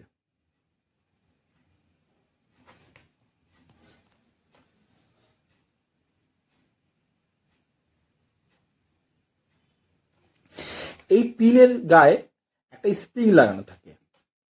স্প্রিংটা কি হয়, পিনের মাথাতে আটকানো থাকে, আটকে স্প্রিংটা এরকম ভাবে ঘুরতে ঘুরতে ঘুরতে ঘুরতে এরকম সেন্টারে আসে। এইখান থেকে স্প্রিংটা এরকম ঘুরতে ঘুরতে ঘুরতে ঘুরতে সেন্টারে আসে। স্প্রিং এর মাথায় এখানে একটা ফাঁকা জায়গা থাকে, ঠিক আছে? ঠিক এই জায়গাটায়, সেই ফাঁকা জায়গা থেকে একটি আরবার বা একটি সিলিন্ড্রিক্যাল অংশ বা একটি চোঙাকৃতি অংশকে ঢোকানো থাকে এই কাঠের বাক্সের মধ্যে বা এই কাঠের প্লেটের মধ্যে, ঠিক আছে? এর একটা দিক এদিকে থাকে, একটা দিক এদিকে থাকে। ওকে, আমি একদম বেসিকটা বোঝাচ্ছি। হ্যাঁ, এই যে তোমার এইরকম মনে করো একটা কাঠের বাইরের দিকে বেরিয়ে আছে। আচ্ছা, কাঠের প্লেটের মধ্যে একটা গর্ত থাকছে, এই গর্ত থেকে একটা কি হচ্ছে, একটা আমাদের আরবার বাইরে বেরিয়ে আসছে, একটা দণ্ড বাইরে বেরিয়ে আসছে, অনেক বাংলা ভাষায় আমি সোজাভাবে বলতে গেলে। আচ্ছা, এর মাথায় দুটা খাঁজ কাটা থাকছে, এই খাজের মধ্যে কি করে একটা চাবি ঢোকায়। আচ্ছা, এখানে একটা চাবির সাহায্যে কিন্তু এই দণ্ডর সাথে স্প্রিংটাকে লাগানো থাকে। আচ্ছা, এখানে একটা চাবি ঢোকায়, চাবি মানে সেই চাবি দিয়ে ঘড়ির কাঁটাকে আগের দিনের যে দাদু ঘড়িগুলো ছিল বা গ্র্যান্ডফাদার ক্লকগুলো ছিল সেগুলোকে চার্জ করতে হতো, মানে চার্জ মানে স্প্রিং এ দম দিতে হতো বলতাম। যখন দম দেওয়া হয়, মানে যখন এটাকে ঘোরানো হয়, তখন কি স্প্রিংটা ওয়াইন্ড আপ হয়, মানে স্প্রিংটা সংকুচিত হয়, মানে স্প্রিংটা কি করে পেঁচিয়ে যায়, এভাবে পেঁচায়, মানে এইটাকে দিয়ে যেই আমি এইভাবে ঘোরাচ্ছি সাথে সাথে স্প্রিংটা কি হচ্ছে, পেঁচাচ্ছে পেঁচাচ্ছে পেঁচে পেঁচে পেঁচাচ্ছে পেঁচে পেঁচে। স্প্রিং যদি পেঁচিয়ে যায়, তাহলে যদি আমি এবার এই চাবিটা ছেড়ে দিই, স্প্রিংটাকে ছাট করে ঘুরে ফিরতে চাইবে, তাই তো? স্প্রিংকে যদি আমরা পেঁচিয়ে রাখি, স্প্রিংটাকে ছেড়ে দিই, স্প্রিংটা ছাট করে ঘুরে যায়। অর্থাৎ একটা শক্তির উৎস পেলাম। শক্তির উৎসটা কি? এই স্প্রিংটা। স্প্রিংটাকে যখন আমরা চার্জ করি বা যখন আমরা দম দিই, তখন তার মধ্যে একটা স্থিতিশক্তি জমা হয়, স্প্রিং এনার্জি বলে সেটাকে। সেটি কি হবে, সেটি যখন আমরা এই চাবিটাকে খুলে নিই, সেটি কি হবে, এটা বাইরে উল্টো দিকে ঘুরতে চাইবে। এবার কি করা হয়, এর সাথে একটা বড় গিয়ারকে লাগানো হয়। গিয়ার মানে একটা দাঁতালা চাকাকে লাগানো হয়, তাই তো? কি করছে, একটা বড় দাঁতালা চাকা, দাঁড়াও এটিকে আমরা অন্য জায়গায় নিয়ে যাচ্ছি। হ্যাঁ, দাঁতালা চাকাকে লাগাচ্ছে। 3D ছবি আছে, 3D ছবি দেখেও আমরা পড়বো। এটা দাঁতালা চাকাকে নাম লাগাচ্ছে, ঠিক আছে? এই চাকাটা কি করে, এর সাথে এই চাকাটা কি হবে, এই যে চাকাটা লাগাচ্ছে, চাকাটা কি হবে, এই যে আরবারটার সাথে কানেক্টেড থাকে, ঠিক আছে? এই যে চাকা আমাদের,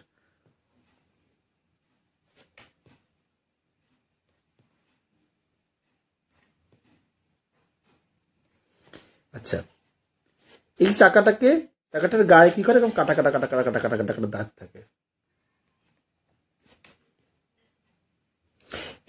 এই চাকার সাথে আরো কিছু চাকা থাকে, সেই চাকাগুলোকে বলে গিয়ার ট্রেন।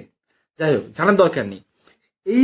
যখনই এই চাকাটাকে, যখনই এই আরবারটাকে, যখনই এই যে এই যে আমাদের লাঠিটাকে কি হবে, যখন আমাদের চার্জ করে ছেড়ে দেওয়া হলো, তখন লাঠিটা কি করে ঘুরতে চাইবে। যেই গাড়িটা ঘুরতে চাইবে সেই কি করবে, এই যে বড় চাকাটা আছে সে ঘুরতে চাইবে। যেই ঘুরতে চাইবে সেই কি করবে, এর সাথে কতগুলো আরো চাকা দিয়ে মিনিটের কাঁটা আর ঘন্টা কাঁটা লাগানো থাকে, মানে ঘন্টায় মিনিটের কাঁটা ঘুরতে চাইবে। মানে এর সাথে যদি আমাদের ঘন্টা কাঁটা লাগিয়ে দিই, ধরো এর সাথে আমাদের এখানে ঘন্টার কাঁটাটা লাগিয়ে দিলাম। ঘন্টার কাঁটার গায়ে কি করলাম, এরকম একটা আমাদের দাগ কাটা একটা হুইল লাগিয়ে দিলাম। তাহলে যেই এ ঘুরবে, এই বাবাজি যেই ঘুরবে, সেই কি করবে, ঘন্টা কাঁটাটা ঘুরবে। কিন্তু আমি তো বলছি ঘন্টার কাঁটাটা ঘুরবে, কিন্তু ঘন্টা কাঁটাটা তো ফট করে ঘুরে গেলে হবে না, তার তো একটা নির্দিষ্ট সময় অন্তর ঘুরতে হবে। তার জন্যই আমরা পেন্ডুলামকে ইউজ করি, পেন্ডুলামের দোলনকালকে আমরা ইউজ করি। আর সেটি করার জন্য আমরা আবার একটা নতুন গিয়ার ট্রেনের সিস্টেমকে ইউজ করি। মানে ধরো এর সাথে বা এর সাথে যে কোনো একজনের সাথে হতেই পারে, ধরো মনে করো এর সাথেই আছে, এর সাথে আরো কতগুলো চাকা নিয়ে আমরা এখানে একটা চাকা লাগালাম, ঠিক আছে। আচ্ছা, এবার এই চাকাটাকে যদি আমি ধরে রাখি, এই চাকাটাকে যদি আমি হাত দিয়ে ধরে রাখি, ধরে নিয়ে যদি আমি এমনভাবে ছাড়ি যে চাকাটা ঠিক এমনভাবে ঘুরবে যার জন্য এই চাকাটাও একটা নির্দিষ্ট স্পিডে ঘুরবে, যার জন্য এই চাকাটা 1 ঘন্টায় পুরোটা ঘুরে আসবে। মানে 1 ঘন্টায় একটা কাটা যাবে, ঠিক আছে। মানে 1 ঘন্টায় তোমার ওই 12 থেকে 1 গেল, 1 থেকে 2 গেল, সেটা আমরা কন্ট্রোল করতে পারি। তাহলে একে ঘোরানোটা আমাদের কন্ট্রোল করতে হবে। কি করে কন্ট্রোল করব, তার জন্য একটা মেকানিজম থাকে যেটাকে বলা হয় স্কেপমেন্ট মেকানিজম। কি থাকে দেখো, এর গায়ে এরকম এরকম করে কতগুলো দাগ কাটা টিথ থাকে, দাঁত থাকে, ঠিক আছে। এই দাঁতগুলো সাথে থাকে এরকম একটা বস্তু থাকে।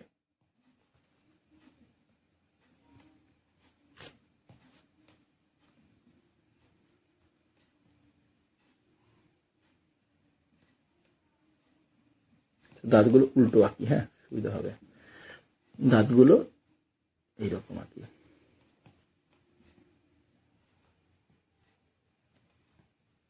কারণ তোমাদের যে ভিডিওটা রয়েছে, সেই ভিডিওটাতে দাঁতগুলোর সাথে এই দাঁতটা মিল থাকলে তোমাদের বুঝতে সুবিধা হবে। এরকম দাঁত রয়েছে, ঠিক আছে, ভালো কথা। এরকম ভাবে ঘোরে। এবার এর সাথে একটা প্যালেট থাকে, দরকার নেই, এটা মনে করো লাঠি থাকে। লাঠিটার একটা প্রান্ত এরকম, একটা প্রান্ত এরকম। লাঠিটা এখানে একটা আলম্বর সাথে যুক্ত থাকে, মানে এরকম এরকম করে নড়তে পারে। মানে কি হচ্ছে, লাঠিটা এরকম এরকম করে এরকম এরকম করে নড়বে এর সাপেক্ষে, ঠিক আছে। আচ্ছা, এই লাঠিটার সাথে আবার যুক্ত থাকে কি, আমাদের পেন্ডুলাম বাবাজি। এই পেন্ডুলামটা মনে করো এই দণ্ডের সাপেক্ষে এখানে রয়েছে, এই পেন্ডুলাম। লাঠিটা আবার পেন্ডুলামের সাথে কি যুক্ত থাকছে, ঠিক আছে। এবার কি গল্পটা হয় দেখো, এই পেন্ডুলাম যখন দুলবে তখন পেন্ডুলামে একটা শক্তির দরকার হবে। পেন্ডুলাম যখন দুলবে তখন পেন্ডুলামে একটা শক্তির দরকার হবে। আচ্ছা, এই পেন্ডুলামটা কি হয় বললাম, এই পেন্ডুলামের দোলনকাল মনে করো 2 সেকেন্ড। মানে 1 সেকেন্ড পরে পেন্ডুলামটা এই পজিশনে যায়, আবার 1 সেকেন্ড পরে এই পজিশনে ফেরত আসে। এবার পেন্ডুলামটা শক্তি খরচ হয়, বাতাসের সাথে ধাক্কা লাগে তার জন্য শক্তি খরচ হয়, ঘর্ষণ থাকে তার জন্য শক্তি খরচ হয়, তার জন্য শক্তিরও দরকার। আবার এই পেন্ডুলামটা যদি নির্দিষ্ট সময় এদিক থেকে এদিকে চলে আসে, তাহলে তাকে ইউজ করে যদি কোনোভাবে আমি এই ঘন্টার কাঁটাটাকে কন্ট্রোল করতে পারি, তাহলে আমাদের মিশন অ্যাকমপ্লিশড। তার জন্যই এই সিস্টেমটা। দেখো, যখন এই চাকাটা সবসময় এইদিকে ঘুরতে চাইছে, কারণ কি এই স্প্রিংটা সবসময় ঘোরাতে চাইছে, চাকা যে এদিকে ঘুরতে চায়, কি হবে, এই বাবাজি একে ধাক্কা দেবে। যে একে ধাক্কা দেবে, এ কি করবে, পেন্ডুলামকে এই বরাবর এসে এই পয়েন্টে ধাক্কা দেবে। তার জন্য পেন্ডুলামের যদি একটু ধরো দাঁড়িয়ে যেতে চাইলো, দাঁড়িয়ে যেতে না চেয়ে পেন্ডুলাম কি হবে, একটা ধাক্কা পাবে। এই ধাক্কাটাকে বলে ইম্পালস বলে, মানে তাৎক্ষণিক ধাক্কা, দুম ধাক্কা দিল, সাথে সাথে কি হবে, পেন্ডুলামটা এইদিকে যাওয়ার জন্য একটা শক্তি পাবে। যখন পেন্ডুলামটা এই পয়েন্টে পৌঁছে গেল, তখন কি গল্পটা হবে দেখো, অন্য একটা পেন দিয়ে আঁকি। তখন হবে পেন্ডুলাম যে এই পয়েন্টে পৌঁছে গেল, এই পয়েন্টে পৌঁছে গেল, ঠিক আছে। তখন কি হবে, এরকম হচ্ছে, তখন হচ্ছে দেখো প্যালেটটা এরকম থাকছে সেই সময়। আর এই যে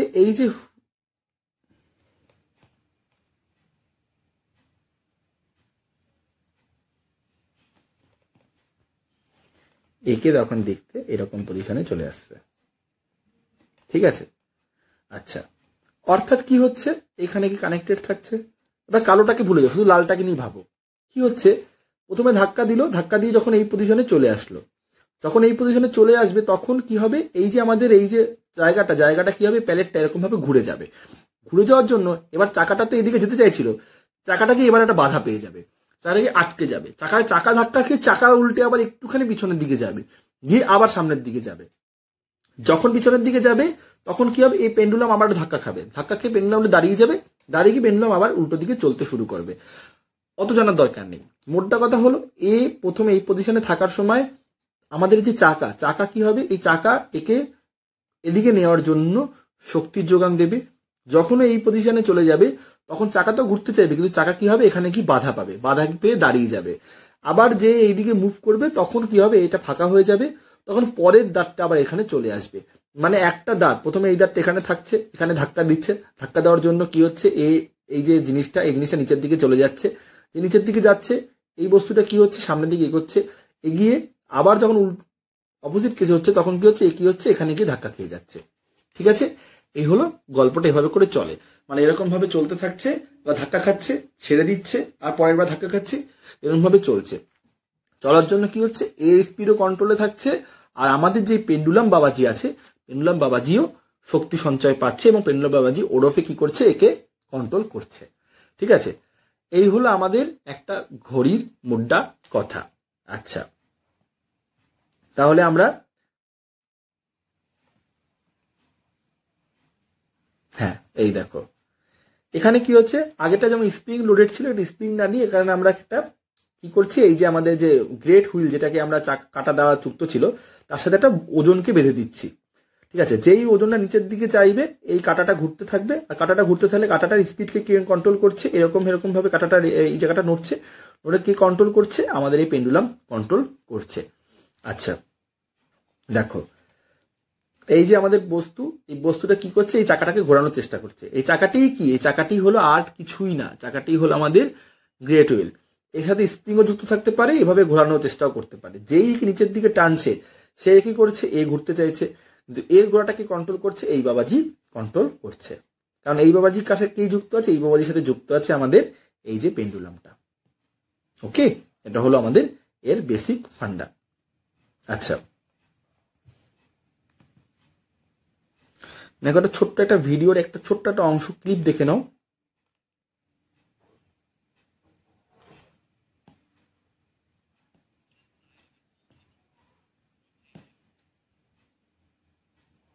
এই যে আমাদের স্প্রিংটা, এই স্প্রিংটা দেখো, এই স্প্রিংটা যখন এই যে এই স্প্রিং এর এই পয়েন্টটাকে, স্প্রিংটা থাকছে, স্প্রিংটাকে চাবি দেওয়া হচ্ছে, চাবি দিলে কি হবে, স্প্রিংটা এই যে স্প্রিংটা চাবি দেওয়া হলে স্প্রিংটাতে এনার্জি থাকছে, এটা আমাদের জানার দরকার নেই স্প্রিংটা কি করে কাজ করছে। আমরা একদম ডাইরেক্ট কোথায় চলে যাই, আমরা একদম ডাইরেক্ট চলে যাই আমাদের এই কি করে এসকেপমেন্ট হুইলটা কি করে এনার্জি নিচ্ছে সেটাই দেখো। এখানে একটা রিকয়েল অ্যাঙ্কর অ্যারেঞ্জমেন্ট থাকে। এটা হলো এন্ট্রি প্যালেট, হলো এক্সিট প্যালেট। দুটো ডিফারেন্ট শেপ থাকবে, আর এসকেপমেন্ট হুইলের যে দাঁতগুলো সেগুলো যেদিকে রোটেশন হবে তার অপোজিট দিকে থাকে। একটা সরু রডকে একদিকে অ্যাঙ্করের সাথে যুক্ত করা থাকে, আর একদিকে পেন্ডুলামের সাথে যুক্ত করা থাকে। পেন্ডুলামের যে মূল দণ্ড, মূল বাহু যেটা, সেটার সাথে যুক্ত থাকে। আজ পেন্ডুলাম আর এসকেপমেন্ট হুইল একসাথে কাজ করে, যাতে পুরো সিস্টেমটা একসাথে নির্দিষ্ট হারে দোলে। পেন্ডুলামের দোলনকাল আমরা জানি 2 সেকেন্ড। এই যে দেখো, যখন এই পজিশনে থাকবে তখন কি হচ্ছে, আমাদের যে ক্রাসটা থাকছে সেটা কি করে ধাক্কা দিচ্ছে, এই যে ধাক্কাটা দিচ্ছে, যে ধাক্কা দিচ্ছে, যেই দেখো সাথে সাথে কি হবে, এই মালটা নিচের দিকে ঘুরে যাবে।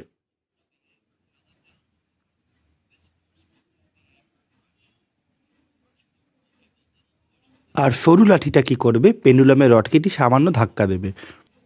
দাঁত যেই প্যালেট সারফেস থেকে বেরিয়ে যাবে, সাথে সাথে কি হবে, সামনের দিকে এগিয়ে যাবে, আর এগিয়ে গিয়ে সেকেন্ডবারে ধাক্কা খাবে। আর তখনই যখন পেন্ডুলামটা ফেরত আসতে থাকবে, তখনই ধাক্কা করার সাথে সাথে কি হবে, একটু রিকয়েল হয়ে যাবে, রিকয়েল হয়ে আবার সামনের দিকে এগোবে, আবার পরেরটা ধাক্কা খাবে। এরকমভাবে পুরো সিস্টেমটা চলতে থাকবে, টু অ্যান্ড ফ্রো ভাবে চলতে থাকবে। পেন্ডুলাম সামনে এগোবে, পেছোবে, আর ওভাবে আমাদের এসকেপমেন্ট হুইল সামনে এগোবে, পেছোবে। আর এইভাবেই পুরো সিস্টেমটা কন্টিনিউয়াস থাকে, যার মাধ্যমে আমরা কি করি, টাইমটাকে একটা ধ্রুবক হিসাবে নিতে পারি।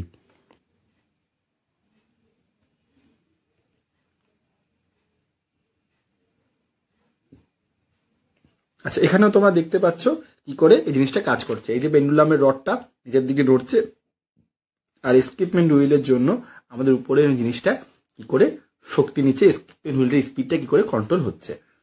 আচ্ছা, এই আমাদের একটা ইলাবোরেটেড স্কিম। হ্যাঁ, আচ্ছা আচ্ছা, এবার আমরা চলে আসি আমাদের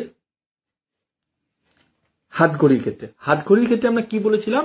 হাতঘড়ির ক্ষেত্রে এই সময় রক্ষকের কাজটা কে করবে? হাতঘড়ির ক্ষেত্রে সময় রক্ষকের কাজটা করবে আমাদের কি ব্যালেন্সড হুইল বা কে তুলন চক্র, তাই তো? হাতঘড়ির ক্ষেত্রে কাজটা করবে তুলন চক্র। হাতঘড়ি বাকি মেকানিজম সেম, শুধু আমি এই তুলন চক্রের সাথে এসকেপমেন্ট মেকানিজম কি করে কাজ করে তার একটা ছোট্ট জিআইএফ দেখাচ্ছি, দেখে নাও। ছোট্ট একটা অ্যানিমেশন রয়েছে এটার, এটা হলো অ্যানিমেশনটা, ঠিক আছে? এই আমাদের সেম এসকেপমেন্ট হুইল, ঠিক আছে? এই ডান দিকেরটা এসকেপমেন্ট হুইল এবং তাকে কি কন্ট্রোল করছে? তুলন চক্র কন্ট্রোল করছে। তুলন চক্র কি হচ্ছে? এরকম এরকম এরকম করে ঘুরছে। ঘোরার জন্য আমাদের সেম মেকানিজম, সেম এসকেপমেন্ট হুইলের মেকানিজম, তার জন্য আমাদের এসকেপমেন্ট যে হুইলটা সেটা কি হচ্ছে? নির্দিষ্ট হারেই ঘুরতে পারছে, যে কোনো একটা নির্দিষ্ট শক্তিতে ঘুরতে পারছে না। আর এখানেও শক্তি সঞ্চয় করার জন্য, শক্তি সরবরাহ করার জন্য কিন্তু একটা স্প্রিং থাকে, ঠিক আছে? আচ্ছা, তো তুলন চক্র থেকে কি করে আমাদের জিনিসটা চলছে সেটা আমরা বুঝে গেলাম। ওকে, এই তার একটা ইলাবোরেটেড ছবি। আচ্ছা, এটা আমাদের জানার দরকার নেই। এই যে তুলন চক্র দিয়ে আমাদের কি করে এসকেপ হুইলটা চলছে সেটা আমরা বুঝলাম। আচ্ছা, ভালো কথা। তাহলে তুলন চক্র দিয়ে আমাদের এসকেপমেন্ট হুইলটা চলে। এই তুলন চক্রটা এখানে কি করে? এদিক ডান দিক বাদিক, ডান দিক বাদিক করে, তার জন্য আমাদের এসকেপমেন্ট হুইলটা ঘুরছে। স্কেপ হুইল যখন ঘুরবে তার সাথে আমাদের যুক্ত থাকে বিভিন্ন গিয়ার দিয়ে আমাদের সেকেন্ডের কাটা, ঘন্টার কাটা যুক্ত থাকে, এবং সেই ঘন্টা কাটা, সেকেন্ডের কাটা, সেখান থেকে কি করে স্পিডটা তাদের কন্ট্রোল হয়। আচ্ছা, আর একে প্রাইমারি ঘোরানোর জন্য একটা স্প্রিং থাকে। এই যে এই স্প্রিংটা, এই যে স্প্রিংটা ভালোভাবে দেখো। এই যে আমাদের তুলন চক্র, তুলন চক্র কাকে কন্ট্রোল করছে? এর স্পিডকে কন্ট্রোল করছে। আচ্ছা, এর স্পিডকে কন্ট্রোল করছে, কিন্তু একে ঘোরানোর শক্তিটাকে কে দিচ্ছে? এ দিচ্ছে। এ শক্তি দিচ্ছে এই গিয়ারগুলোকে, এই গিয়ারগুলো শক্তি দিচ্ছে একে, এ শক্তি দিচ্ছে এই এদেরকে এদেরকে এদেরকে দ্বারা একে দিচ্ছে শক্তি। আচ্ছা, এই যে কন্ট্রোল হচ্ছে, তাহলে এই কন্ট্রোল হলে এই কন্ট্রোল হবে, এই কন্ট্রোল হলে এই কন্ট্রোল হবে, এইটা কন্ট্রোল হলে এইটা কন্ট্রোল হবে, এই হুইলটা কন্ট্রোল হলে এই হুইলটা কন্ট্রোল হবে, এই হুইলটা কন্ট্রোল হলে এই হুইলটা কন্ট্রোল হবে। যেই এই হুইলটা কন্ট্রোল হচ্ছে সেই কি কন্ট্রোল হচ্ছে? আমাদের ঘন্টার কাটা, মিনিটের কাটা কন্ট্রোল হয়ে যাচ্ছে। আর সেকেন্ডের কাটার জন্য আলাদা একটা সিস্টেম আছে, কিন্তু সেটাও কি হচ্ছে?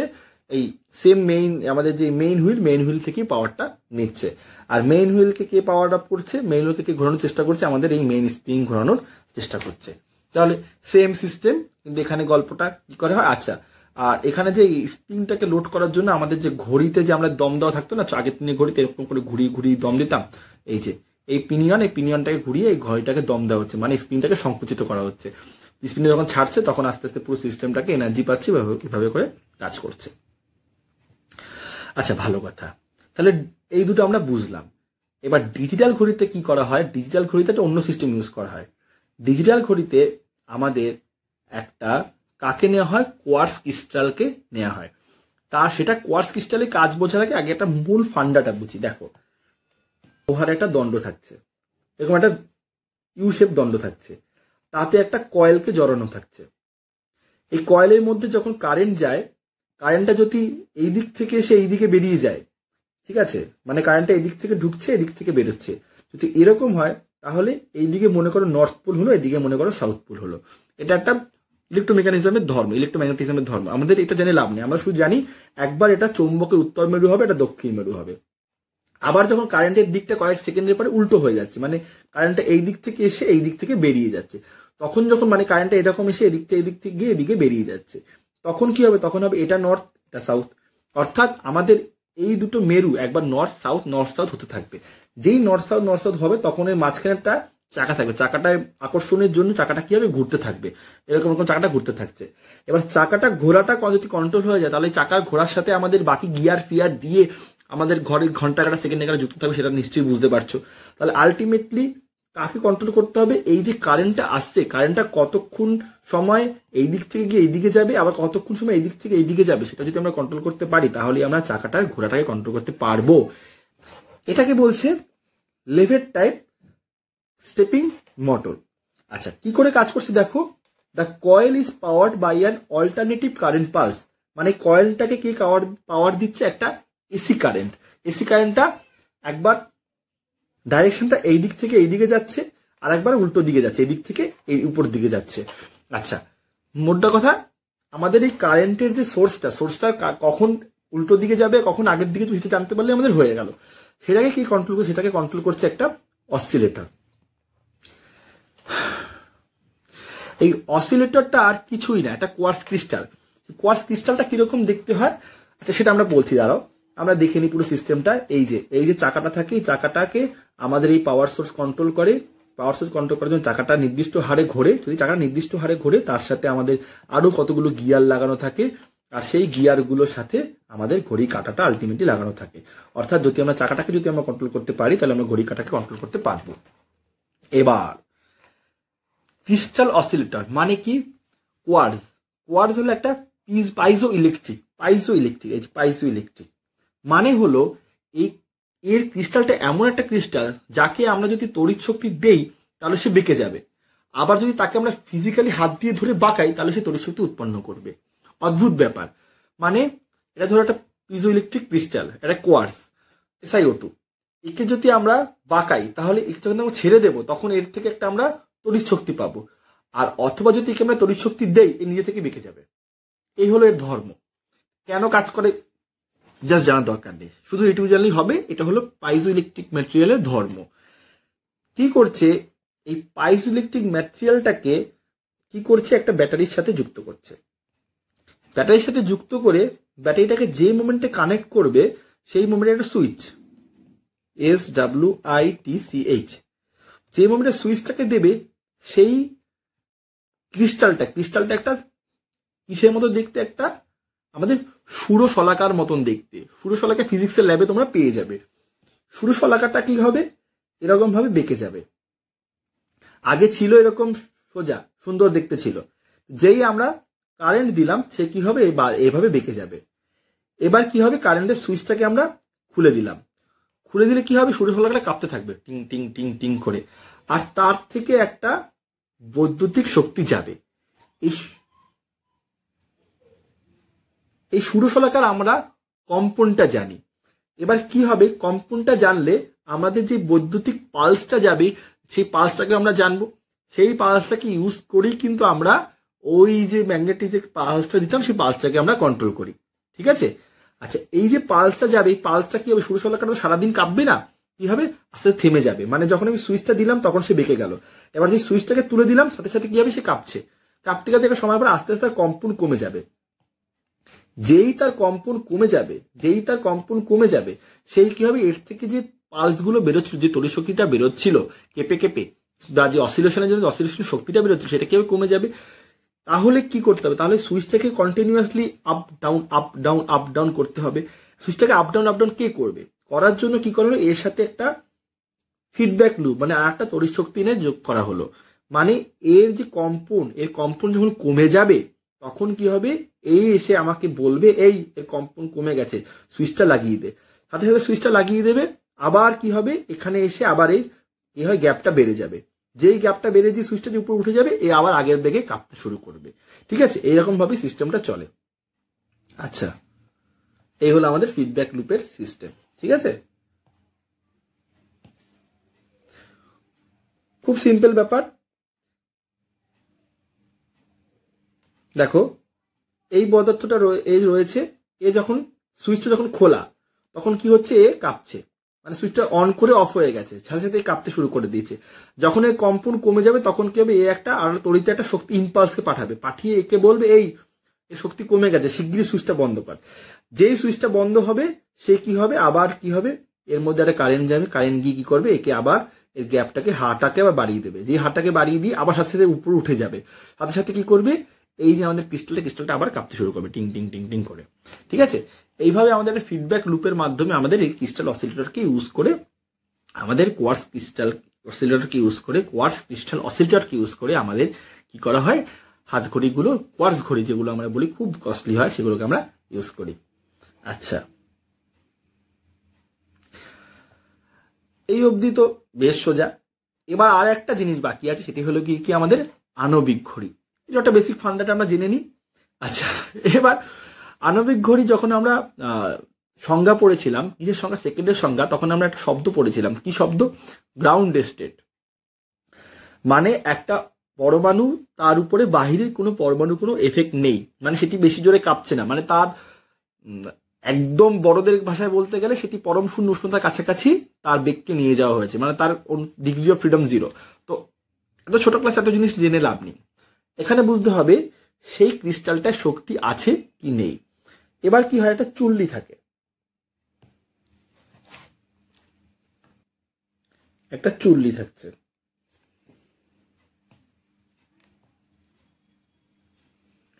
ওভেন বলে, হ্যাঁ।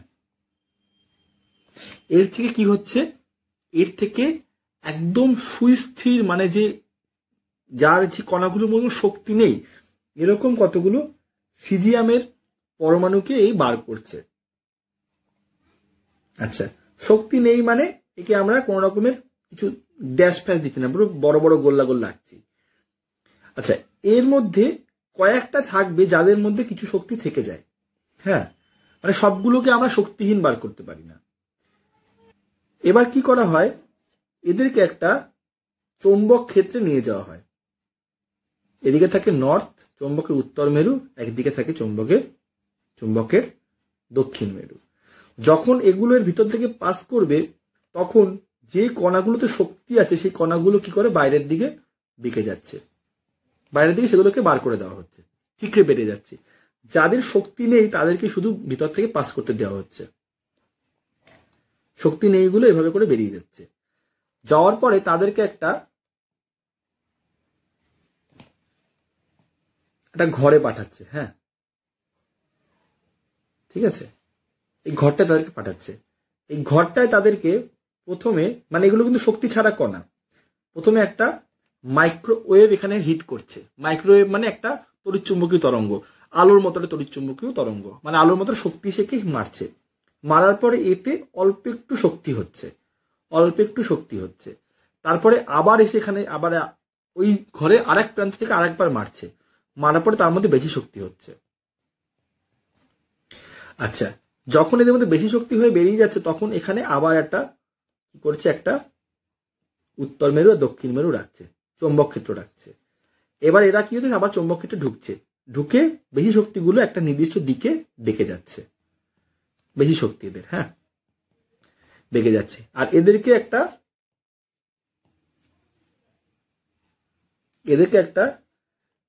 ডিটেক্টর বা এ কি করছে, গুনছে কত সময় কতগুলো ওই শক্তিযুক্ত কণা এসে আমার গায়ে পড়লো। এবার যদি এই মাইক্রোওয়েভটার পরিমাণ কোনোভাবে কমে যায়, এই মাইক্রোওয়েভের শক্তির পরিমাণ কোনোভাবে কমে যায়, তাহলে যে পরিমাণ কণা কি হবে, শক্তিযুক্ত হয়ে এর গায়ে এসে পড়ার কথা ছিল ততটা কণা পড়বে না। কারণ কি, কারণ হলো কিছু কিছু কণা তখন থাকবে যে কণাগুলোতে শক্তি নেই। যে কণাগুলো শক্তি নেই সেগুলো কি হবে, সেগুলো অন্যদিকে বেঁকে যাবে। আর যেগুলো শক্তি আছে সেগুলো কি হবে, একদিকে বাঁকছে। যারা শক্তিযুক্ত তাদেরকে আমরা কালেক্ট করে নিচ্ছি, কালেক্ট করে আমরা পাচ্ছি, আচ্ছা আমাদের তো কত হারে কণা পাঠাচ্ছি সেটা আমরা জানতাম, এবার কটা কণা এসে পৌঁছানোর কথা ছিল সেটা আমাদের জানার কথা। এবার মনে করো সেই পরিমাণ কণা এসে পৌঁছাচ্ছে না, এর মানে এই যে মাইক্রোওয়েভটার শক্তি কমে গেছে। তখন এ কি করবে, সেই মাইক্রোওয়েভকে যে শক্তি দিচ্ছে তাকে গিয়ে একটা কারেন্ট পাঠাবে, একটা শক্তি পাঠাবে, যা ওটাকে আরো বাড়িয়ে দে। তখন ও আবার গিয়ে এই মাইক্রোওয়েভটা যে তৈরি করছে তাকে শক্তি দেবে, এবং সে আবার সেই সমশক্তি, মানে আগের শক্তি মাইক্রোওয়েভ তৈরি করতে শুরু করবে। আর এই যে কাজটা করছে সে আবার সেই কেউ না, যে শক্তি দিচ্ছে সে আবার কেউ না, সে আবার সেই কোয়ার্টজ ক্রিস্টাল, ঠিক আছে, বা আমাদের কোয়ার্টজকে কে শক্তি দিচ্ছে, এ এসে শক্তি দিচ্ছে। কখন শক্তি দিচ্ছে, যখন কোয়ার্টজ থেকে যে আমাদের কম্পনটা বেরোচ্ছে, যে মাইক্রোওয়েভ গুলো বেরোচ্ছে, সেই মাইক্রোওয়েভ গুলোর শক্তি যখন কমে যাচ্ছে, তাহলে কি হচ্ছে, এইভাবে আমাদের সিস্টেমটা কাজ করছে। কিভাবে কাজ করছে দেখো, এখানে কণাগুলো আসছে, এই কণাগুলোর মধ্যে যে কণাগুলো শক্তিযুক্ত তাদেরকে বাইরে বার করে দিচ্ছে, শক্তিহীন কণাগুলোকে নিচ্ছে, শক্তিহীন কণাগুলোকে একটা চেম্বারের মধ্যে পাস করছে, তাদেরকে কোয়ার্টজ শক্তি দিচ্ছে। কোয়ার্টজ শক্তি দিচ্ছে কি করে? কোয়ার্টজ নির্দিষ্ট হারে কাঁপছে, কাঁপার জন্য কোয়ার্টজ থেকে শক্তি বেরোচ্ছে। আর যে কম্পনটা মেজার করে আমরা কি করছি? টাইমকে মেজার করছি। এবার ধরো কোনোভাবে কম্পনটা কমে গেল, কম্পন কমে গেলে কি হবে? এই শক্তিটার পরিমাণে কমে গেল, এই শক্তিটা বাইরে মাইক্রোওয়েভটা আসছিল, যে শক্তিটার পরিমাণ কমে যাবে, শক্তিটা কি হবে? আগে যে কটা ফাঁকা শক্তিহীন পরমাণু ছিল তাদের থেকে বেশি সংখ্যক, তাদের থেকে কম সংখ্যক শক্তিযুক্ত পরমাণু ওরা বার করবে। মানে আগে যদি 100টা শক্তিযুক্ত পরমাণু বার করতো, এখন মনে করো 80টা শক্তিযুক্ত পরমাণু বার করছে। যেই এক্সাইটেড বা উত্তেজিত পরমাণু বের হওয়ার সংখ্যা এখান দিয়ে কমে যাবে, সেই কি বলবে? তাহলে মানে এই শক্তিটা কমে গেছে। এবার তখনই কি করবে? ডিটেক্টরটা কি করবে? একটা শক্তি পাঠাবে কোয়ার্টজ ক্রিস্টালকে, যার জন্য কোয়ার্টজ ক্রিস্টাল আবার আগের মতো কতটা শক্তি দিলে পরে এই আগের মাইক্রোওয়েভটা পাবে, সেটা আমরা পেয়ে যাব। কিন্তু জিনিসটা খুব ফাস্ট হয়, তার জন্য এতে ভুলের পরিমাণ খুব কম থাকে। প্রায় 6000 বছরে বোধহয় 6000 ঘন্টায় বোধহয় 1 সেকেন্ডের এরকম একটা ক্যালকুলেশন আছে। ঠিক আছে, আমরা একবার সুন্দর ছবিতে দেখে দেখি, আমার হাতের লেখার বাইরে, আমার আঁকা ছবির বাইরে, এই যে চুল্লি থেকে কি হচ্ছে? আমাদের পরমাণুগুলো বেরোচ্ছে। কিছু পরমাণুর মধ্যে শক্তি নেই, যেগুলো সাদা সাদা গোল সেগুলোর মধ্যে শক্তি নেই, আর যেগুলো পুরো ভরাট করা কালো সেগুলোর মধ্যে শক্তি আছে। যেগুলোকে শক্তি আছে সেগুলোকে বাইরে ফেলে দেওয়া হয়, শক্তিহীনগুলোকেই আমরা নিয়ে কাজ করব। এই শক্তিহীনগুলোকে এই যে এই ঘরটার মধ্যে পাঠানো হয়, এই ঘরটাকে বলা হয় র্যামসে ক্যাভিটি। এই শক্তিহীনগুলোকে প্রথমে একবার এসে এখান থেকে একটা ধাক্কা মারার পরে এরা অল্প শক্তি পায়, অল্প শক্তি পাওয়ার পরে এদেরকে আরেকবার যখন ধাক্কা মারে তখন এরা বেশি শক্তি পায়, তখন একদম ফুল কালো কুচকুচে হয়ে যায়। এখানে দেখো কালোর মধ্যে দাগ আছে, এখানে পুরো ফুল কালো কুচকুচে। এবার এই শক্তিযুক্ত কণাগুলোকে আবার একটা সিগন্যালের মধ্যে দিয়ে ডিটেক্টর চৌম্বক ক্ষেত্রে পাঠানো হয়। তার মধ্যে যে কণাগুলো শক্তি থাকে না তাদেরকে বাইরে বার করে দেওয়া হয়।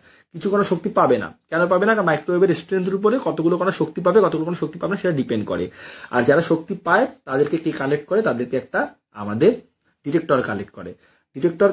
ডিটেক্টর বলছি কি, আচ্ছা এখনো 10টা করে পাচ্ছি প্রতি সেকেন্ডে, মানে আমাদের এনার্জি ঠিক আছে। এবার প্রতি সেকেন্ডে হট করে 9টা হয়ে গেল, এই 9টা হয়ে গেছে, শিগগিরই শক্তি বাড়া। শক্তি কাকে পাঠাচ্ছে? শক্তি পাঠাচ্ছে গিয়ে, শক্তি বাড়াচ্ছে কাকে গিয়ে? অসিলেটরকে গিয়ে পাঠাচ্ছে। অসিলেটর কি আর কিছু না, একটা কোয়ার্টজ ক্রিস্টাল। যে অসিলেটরকে ধাক্কা মারে অসিলেটর আবার জোরে জোরে জোরে কাঁপতে শুরু করছে, তখনই আবার মাইক্রোওয়েভ আবার বার বেরোচ্ছে, বেশি বেশি করে মাইক্রোওয়েভ বেরোচ্ছে। আর এই মাইক্রোওয়েভগুলোর ফ্রিকোয়েন্সি ইউজ করি আমরা কি করি? আমরা ঘড়িটাকে কাউন্ট করাই। ঠিক আছে, এইভাবে পুরো জিনিসটা চলে। এটাই হলো সিজিএম ক্লকের মেইন ফান্ডা। ওকে, আচ্ছা, তাহলে আমাদের ঘড়ি সমস্যা আশা করি সমাধান হলো। হ্যাঁ, তো এত কঠিন জিনিস জানার দরকার হয় না, যেগুলো প্রথমে বলেছিলাম, কে রেগুলেটিং এলিমেন্ট, কার কটা কাটা থাকে, কার কি এরর, সেইগুলো দিয়ে তোমাদের পরীক্ষায় কোশ্চেন আসে, সেইগুলো জানলেই আমাদের মোটামুটি হয়ে যায়। আচ্ছা, স্টপ ক্লক সম্পর্কে আমরা বলেছি, মেট্রোনম সম্পর্কে আমরা বলেছি, পারমাণবিক ঘড়ি সম্পর্কে আমরা তো অনেক বেশি বলে ফেললাম। ডিজিটাল ঘড়িতে আমরা যে বললাম 100 ভাগের 1 ভাগ সময়কে মাপা যায়, সেটা আমরা বললাম। আচ্ছা, ভালো কথা, এখানে একটা জিনিস বলে রাখি, আমাদের যে দিল্লিতে ন্যাশনাল ফিজিক্যাল ল্যাবরেটরি যেটা আছে, সেটিতে যে পারমাণবিক ঘড়িটা আছে সেটি কি হবে? 1 মাইক্রোসেকেন্ড পর্যন্ত সঠিকভাবে সময় নির্ণয় করতে পারে। আচ্ছা, পৃথিবীর সবচেয়ে সঠিক ঘড়ি হলো কি কোথায় আছে? ন্যাশনাল ইনস্টিটিউশন অফ স্ট্যান্ডার্ড টেকনোলজিতে, যেটি 2 কোটি বছর চলার পরে 1 সেকেন্ড ভুল টাইম দেয়। ঠিক আছে, আর নর্মাল পারমাণবিক ঘড়ি সিজিএম ঘড়ি দেখো প্রায় 6000 বছরে 1 সেকেন্ড ত্রুটি দেয়। ঠিক আছে, আমি তো 6000 ঘন্টায় বলেছিলাম, 6000 ঘন্টা না 6000 সেকেন্ড হবে, এই 6000 বছর হবে, এতটাই অ্যাকুরেট। ঠিক আছে, তো আমাদের এই জিনিসগুলো আমরা সময় পরিমাপ সম্পর্কে আমরা একটু বিস্তারিত জানলাম, অনেক বাইরে জিনিস জেনেছি। যাদের তোমাদের ইন্টেনশন আছে, যাদের তোমাদের জানার ইচ্ছে আছে, তারাই শুধু দেখবে, আর যারা এত ফালতু না দেখলেও হবে, তাদের অনেক আগেই কাট করে তারা নিয়ে নিতে পারো। আচ্ছা, তো এই অবধি আমাদের শেষ হয়ে গেল এই চ্যাপ্টারে। আর একটাই লেকচার, সেটি তোমাদের থিওরি না, সেটি তোমাদের অঙ্ক। আমি মোটামুটি 20-25টা অঙ্ক তোমাদের সলভ করে দেবো, কারণ আলটিমেটলি অঙ্ক না করলে তোমাদের চ্যাপ্টার সম্পর্কে ধারণা কম হবে এবং আইডিয়া কম হবে। তাহলে তোমরা সবাই ভালো থাকবে, এখানেই শেষ করছি। অবশ্যই কমেন্টে জানাবে কোথায় বুঝতে সমস্যা হচ্ছে।